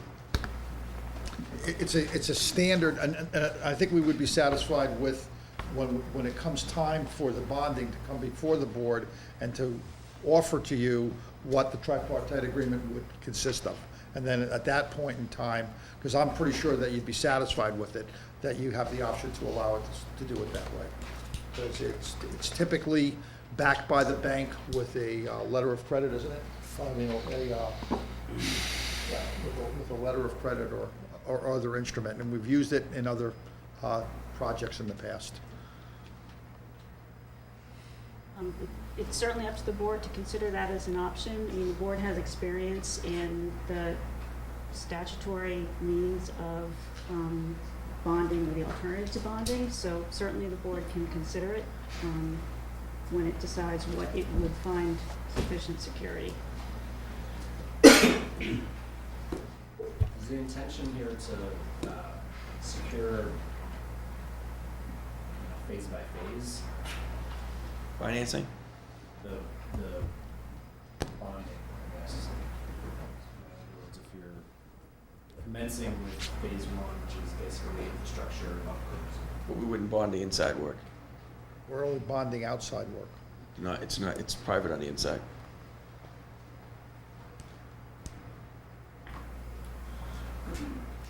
So this is, what would be, so back on that previous conversation, I don't remember what it was. It's basically anything that would need to be bonded, we would want to either provide a bond or a tri-party agreement. There's no bonding on the private property. Correct, it's just anything public. It's the offsites, which you've already determined that you didn't want to buy, or the discussion was, we wanted you only to require that for incomplete offsite work, and that was something that the board was gonna consider, and this just ties into that regardless of what we're bonding, we're looking for the opportunity to present to you the alternative, rather than a bond, a tri-party agreement. Who's providing the financing on the project? We're talking with a couple of banks right now, we've not finalized what we're going with. And we're not saying that we wouldn't do a bond, we just want the option to do a bond or the tri-party.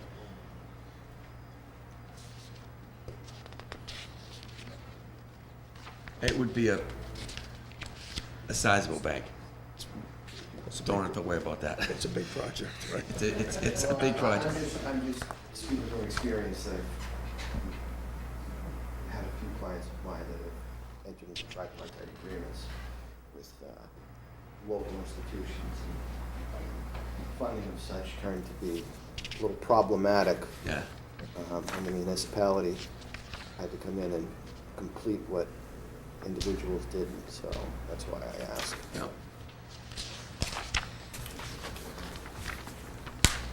And On 67, no issue with 67? any comments from the public on J 66 or 67?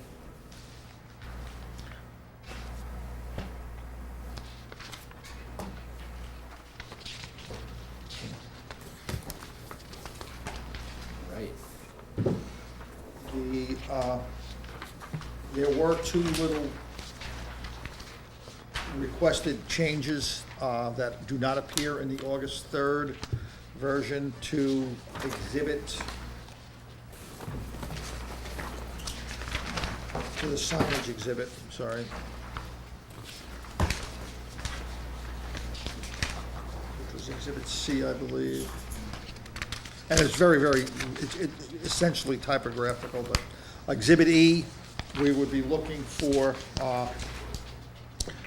wherever we use the word Market 32, we would prefer that we use the generic word supermarket.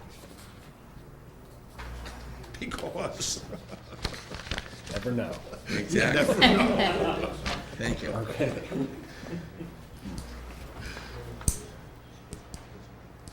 And that's really, I think we have now discussed all of our input as to the August 3rd version.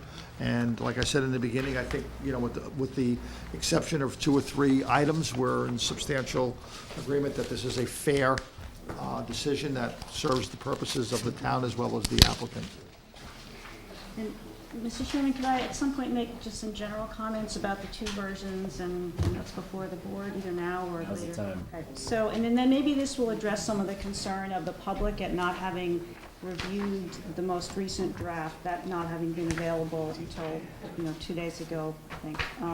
So when council says, we've agreed that, or we took it out, that doesn't mean that the board should only look at the version and only consider what the version, should consider just what's in here and should not consider the earlier version. If there are provisions in the earlier version that the board thinks are important, the board is certainly free to consider those as well as the most recent version. If it's a more streamlined draft, I think it reflects some compromises that probably are an efficient way of executing the decision, but the board certainly isn't precluded from looking at those conditions contained in the first version, and it may well decide that it does want to include them. So it's not, the board is not bound by the second decision. Thank you. Thank you, Mr. Chairman. So I'd like to turn to the board now, I guess. We had a discussion earlier briefly about our closing our public hearing. I'm gonna I'd mention like that. to hear from any of y'all about your general feelings, if there's anything that we need to consider.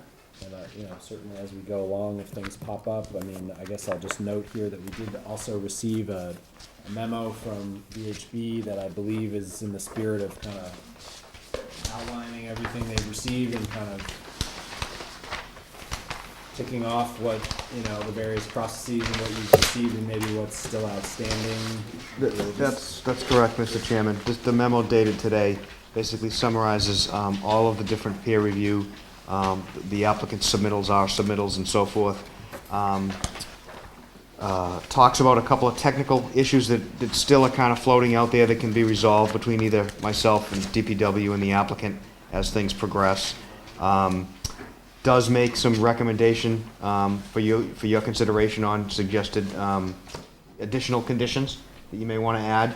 A couple of them I will note now, and I've actually have not listed in this letter a few other conditions that I recommended to Bill and the applicant be included. So if I could just humor me, let me just read you a couple of the high points, and then these will all be provided for your consideration. The first one, VHB recommends that fence installation, tree clearing, proposed buffer planting at the residential abutting property lines be coordinated and presented to the neighbors in the field prior to construction to minimize unnecessary tree clearing and help manage the abutters' expectations. That's one that I recommend be added. The project shall not worsen drainage conditions on adjacent properties. Another one, the project applicant shall submit a final set of compiled site plans that incorporate all agreed-upon revisions made during the peer review and planning board public hearing process, including but not limited to updates and revisions to stormwater, drainage, parking, site lighting, building lighting, emergency lighting, traffic improvements, landscaping, etc. Final permanent highway easement plan shall be prepared and submitted to the town for review and approval, and should be recorded by the applicant at the appropriate registry of deeds. These permanent highway easement plans shall be prepared for any of the proposed project improvements that convey the public to the project site that are currently located outside the town of Maynard roadway and property layout. And the last one, de-icing chemicals based on the proximity of the proposed redevelopment project to one of the closest town's existing bedrock wells. The applicant shall only apply the required amount of de-icing chemicals to ensure adequate public safety for the users of the site. The letter is a little bit, has a few more others, but those are the high points for your consideration. You can look through and debate when you do your, We're okay with. Okay. We're good. Yes. The applicant discussed quickly Exhibit E. I just wanted to, in my reading of that, I believe that special permit is still, this, if I'm reading this right, this is written to assume that the special permit will be granted, right, having internally lit, forward-facing, illuminated signage. That's how this is written, correct? Are you referring to Exhibit E? Exhibit E. I think this captures the conditions, I guess, or the, It does, I think you're correct that, I think it's correct that section C, signage lighting, that is dependent upon an approval of the lighting special permit that's been applied for. The rest of it, I don't think implicates the lighting special permit. got it. But that last Yes. section C, Okay. Section, that's, okay, that presumes the grant of the lighting special permit for the internal sign illumination. Yes. I'm sorry I missed the meeting a couple weeks ago, but Exhibit B, what was the final outcome for delivery hours? There is no final outcome. I mean, the current O&M plan reflects times that were proposed, and we've yet to deliberate on those as a board. So we've taken a series of comments as well as the proposal, and I'm sure we'll be touching on those in our deliberations. Thank you. So, I think hearing that from Wayne, that we've closed out many of the issues in his court, How do we all feel about closing our hearing? Just, just wanna hear what your thoughts are. I think we're generally there, but I would just reiterate my earlier suggestion that leaving it open until the first moments of our next meeting wouldn't cost us anything in terms of process time, and would allow the public to have a maximum amount of time to respond. I would agree with that. When's the next meeting? 29th? It begs the question, doesn't Wait, it? no, next, It's 15th. yeah, next Tuesday. Of course it is, it's 1 week from today. Of course it is. So,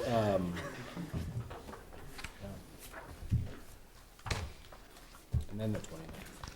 Right, yeah, so it's 1 week.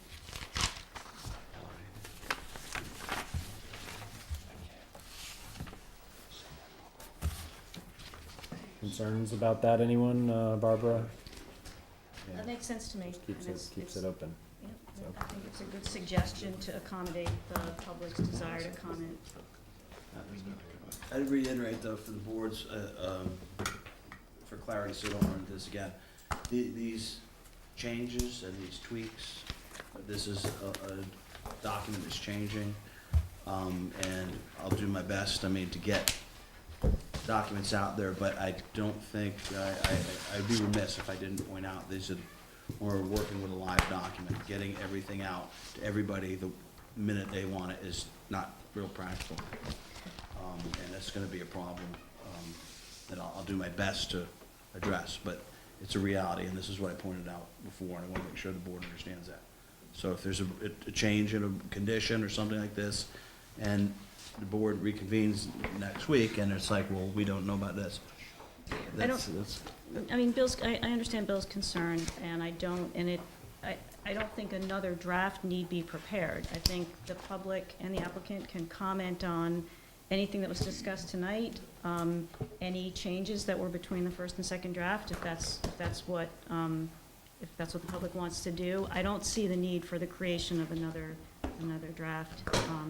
And I would echo Wayne's comments earlier that this is really an unusual way of doing it. I don't think I've ever had a draft decision discussed during the public hearing stage. Usually that happens later, after the hearing's been closed, and it's just the board deliberating on a draft. So I understand it's frustrating to the public to not have had the most recent version, but this is just an unusual way of doing it. And then I think the suggestion that was made to allow till the beginning of the next meeting for additional comment, I think that should address the concerns. Can I just add? Yeah. It may be unusual, but this is a big thing for the town of Maine, and I appreciate it. And I don't think it was that bad. I think it worked fairly well with what the planning board set out as the ground rule. I think we went through it and had our discussions. I think it worked. I think it was good. I generally, I would agree. Just make one other point. How do we confirm that the changes that we forwarded are actually have been made? You mean the changes that you would propose? Okay, so yeah. this is what, and I have done this representing abutters to projects. You submit to the board, representing an abutter, I would submit to the board a draft conditions that I would want included. So the board has that and can look at that, can look at the conditions proposed by the applicant. So with the chair's permission, that's what I would suggest as an appropriate way. Just stating these are my proposed conditions, and you can either reference the ones that were in the earlier draft if you think those should not have been removed. You can come up with your own, and that will be part of the board's, and it's important to get that in before the public hearing's closed though, because after that, okay? That's what I'm saying. Yeah. So put together, I would just suggest, again with the chair's permission, that you compile a list of your proposed conditions, and the board will take those into consideration as part of its deliberations. It won't discuss those during the public hearing, because it makes sense to end it at some point, but giving you the opportunity to submit your proposals. Does that make sense, Mr. Chairman? It does. Thank you. So, can't guarantee that we'll close it next time, but I think it's clear that the intention is to take up consideration of closing the public hearing as our first agenda item next Tuesday, the 15th. So I encourage anyone to submit your final input to town planner in advance of the opening of that meeting. And those won't be incorporated into a new draft, they're just, at that point, they'll just be proposals to the board. Correct, and I would expect that we will have another draft at the meeting for us. Well, There's gonna be reiterations, there's no question about it. And I think that was the point I was trying to make, is that as it comes back and forth with the changes incorporated, there's gonna be. yes, there could be, I don't want to place an additional burden on Bill, but maybe some guidance from the chair and from the board, what they would find useful. Well, yeah, right. I'm thinking into the rest of the meeting where we're gonna, start deliberating. I think there's a lot we could deliberate without actually deliberating on the actual draft. But it would seem important that we have the latest, draft language. The latest. Okay. The best thing we have, right? I don't see a need for that. I feel like we have enough notes from today, and the draft isn't substantially or substantively changing that dramatically. There's just a couple of notes we have from either public comment or from the applicant. I'm just trying to understand, because it's a lot of work to get wrapped up and viewed and possibly disseminated within a week. I think there are a couple conditions that would merit, and I think Wayne was alluding to one earlier, the rewrite of paragraph 28, I think, that has to do with the sewer, with the improvements, maybe that condition in particular, that we could have a draft to the board for that meeting, and then the other issue, the construction monitoring, those are two that I think would merit it, but, and then perhaps if there are others the board wants to suggest, but it would make sense to me to limit it. I know, but then we'll write them down. We need to submit them. And I would, if I could make a suggestion, Mr. Chairman, that I think any items that Barbara would highlight obviously should be on a list, that we can maybe have a separate pull-out document. But I would also suggest that rather than sort of the conception being closed and sort of charge into some sort of deliberation, but also to maybe spend some time immediately following the closure to plan our deliberation and in open meeting, to talk about, creating a list of issues we want to address, a list of topics we want to address amongst ourselves, create a structure we can follow throughout the, week or 2 weeks or 3 weeks or whatever it turns out to be. And to do that at the outset, hopefully to speed the entire process along. Sure. And therefore, I think obviating the need for an entire rewrite, because we can focus on key issues there, but also focus on what we're going to be bringing to the table in terms of, laying out a plan for ourselves. Okay. Mr. Chairman, at the next meeting, and I, we're in accord with the suggestion that Andrew had of not closing until the beginning of next week, for whatever reasons, that's fine with the applicant. We will be asking the board, however, to vote next week. It's my understanding in discussions with town council that if that does occur, you still have 14 days to... 90 days on the special permits. Well, John had said that once they vote, this is what he explained to me, and we can clarify, 14 days to file a decision with the town clerk. All right, well, we can clarify that later. Yeah, and those dates are very important to us. And I just, it is what it is. And so I know this has been a long process and there's a lot of information, but that's what we're going to be requesting, is that you get this to a vote next week. Because there are serious time constraints that we're up against. And John and I can provide advice to the board on the merits of voting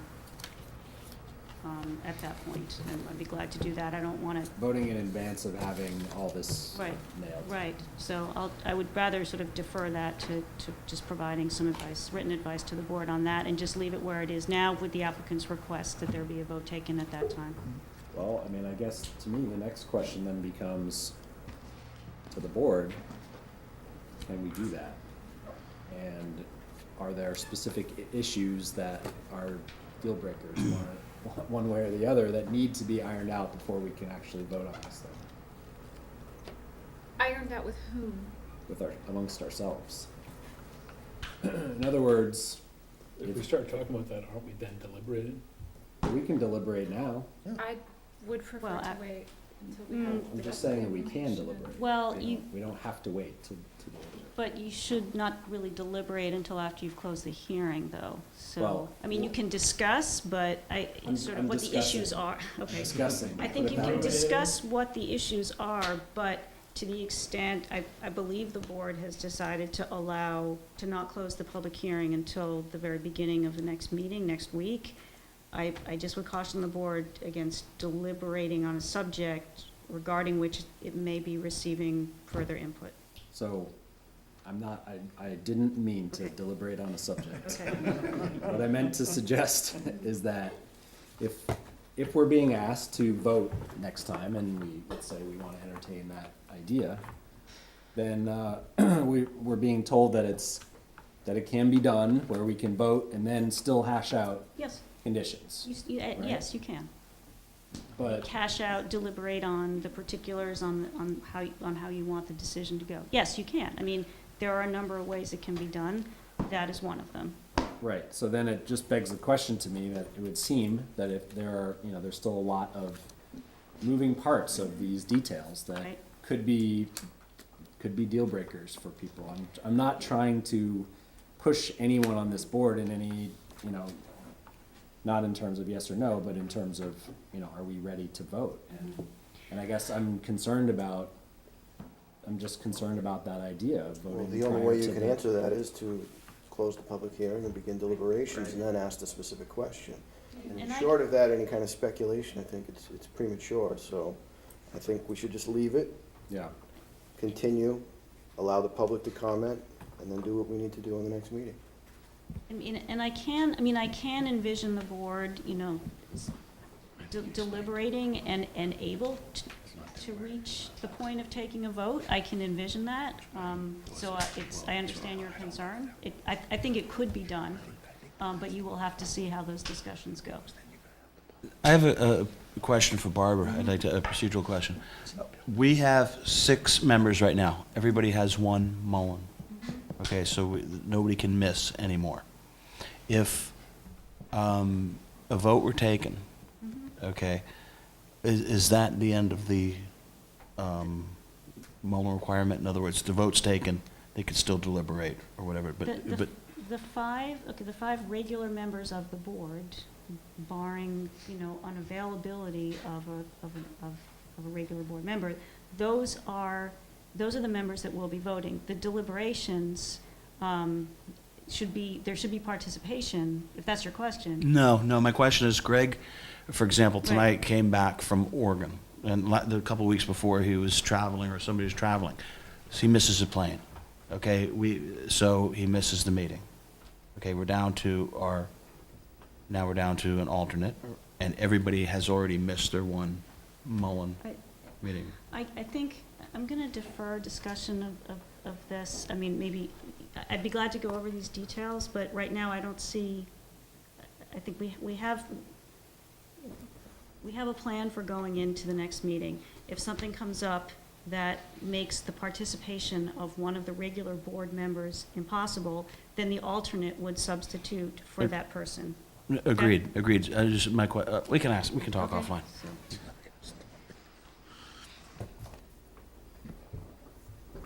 Okay. So I guess the answer is the decision to close and the decision to vote are 2 different discussions. And we do one first and one later. Okay. Can I just make one more brief suggestion? I mean, I like the idea that what you're doing in terms of extending the opportunity for whoever wants to submit anything to you, because it'll clarify some of the things. We are going to ask you to vote, but we would hope that you would vote only after you deliberated for a while. I mean, it wasn't like we want you to just vote. We would anticipate that, you know, you guys have sat through all these meetings just as we have, okay? And you've heard all the information, and that, you know, that at some point during the next meeting, you'll be able to say, yes, we're ready to vote on this. These are the conditions, generically what the conditions are going to be, and then when you finally get down to your final written decision, they can be tweaked, they can be, you know, but the conditions will be, I think, Barbara, what they discuss in deliberations. You're voting to approve with these conditions. And it doesn't have to be the exact language, because then you'll have the time to craft the decision, but I think you gotta vote on the conditions. You vote just to approve, and then? Well, I agree with Angelo that you would need to do a decent amount of deliberating before you vote. I think that's what you're asking for. Right. And one of the things you would be deliberating on is, can we condition this project so that it complies with all the requirements that we're required to impose? So that necessarily involves discussing at least some of the really major conditions, the ones that keep coming up, the ones that are subject to the most controversy, I would say.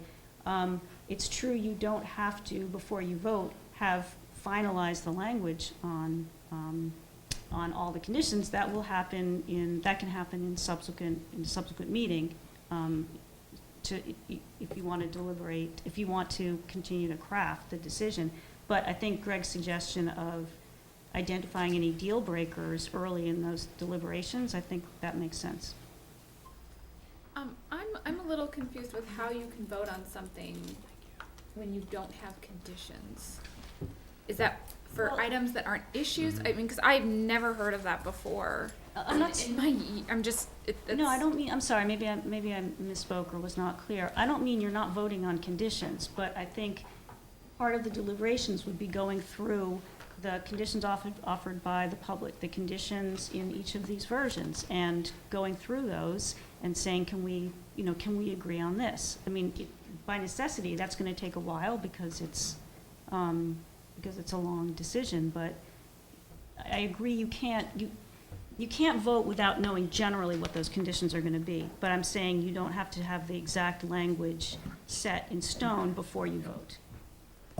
That's been the case with all our decisions. Right. So, Right. I get that part. I thought. So we get it, I think, we get it to the point of kind of conceptual consensus. And then we can, if there's a detail, an inconsequential detail of grammar, wording, or legalese, Right. we can defer that. To the crafting a decision, I just think, if the board is going to accede to the applicant's requirement of a vote that night, then by necessity, you will have to take some shortcuts about examining and all of the conditions and finalizing the conditions. I just don't think that could be done within the time the applicant wants. But I'm comfortable that you could reach a consensus on what the conditions generally should be and tweak the language later in a written version. Well, in my mind, regardless of whether we vote next time or whatever, we probably should still focus on I don't know, we can talk about it, we can go through it again systematically, or we can look at the biggest outstanding issues. If anyone has feelings, let me know, but I do think we're gonna touch on all of it, one way or the other. Maybe the most helpful thing is if all of us are actually reviewing this beforehand and calling out issues that we know that are outstanding, reviewing other components. That way, at least you know what you're going to be discussing coming in, so we're not spending time here. Yeah. Plan for. I wonder if we don't each individually submit to Bill a yes. list of our key issues that he can concatenate into a single document for our use at the meeting. Yeah, I was just going to interject. When you say call them out, you mean individually, obviously not discussing it. No, just individually to Bill. Right, correct. Yeah. No. Okay, well, we can, No secret meetings. we can pull together Just for the public's benefit. the hot list Yeah. based on what we hear from everybody and attack that stuff first. Wouldn't you guys like September off? I would have liked August off. Me too. Okay.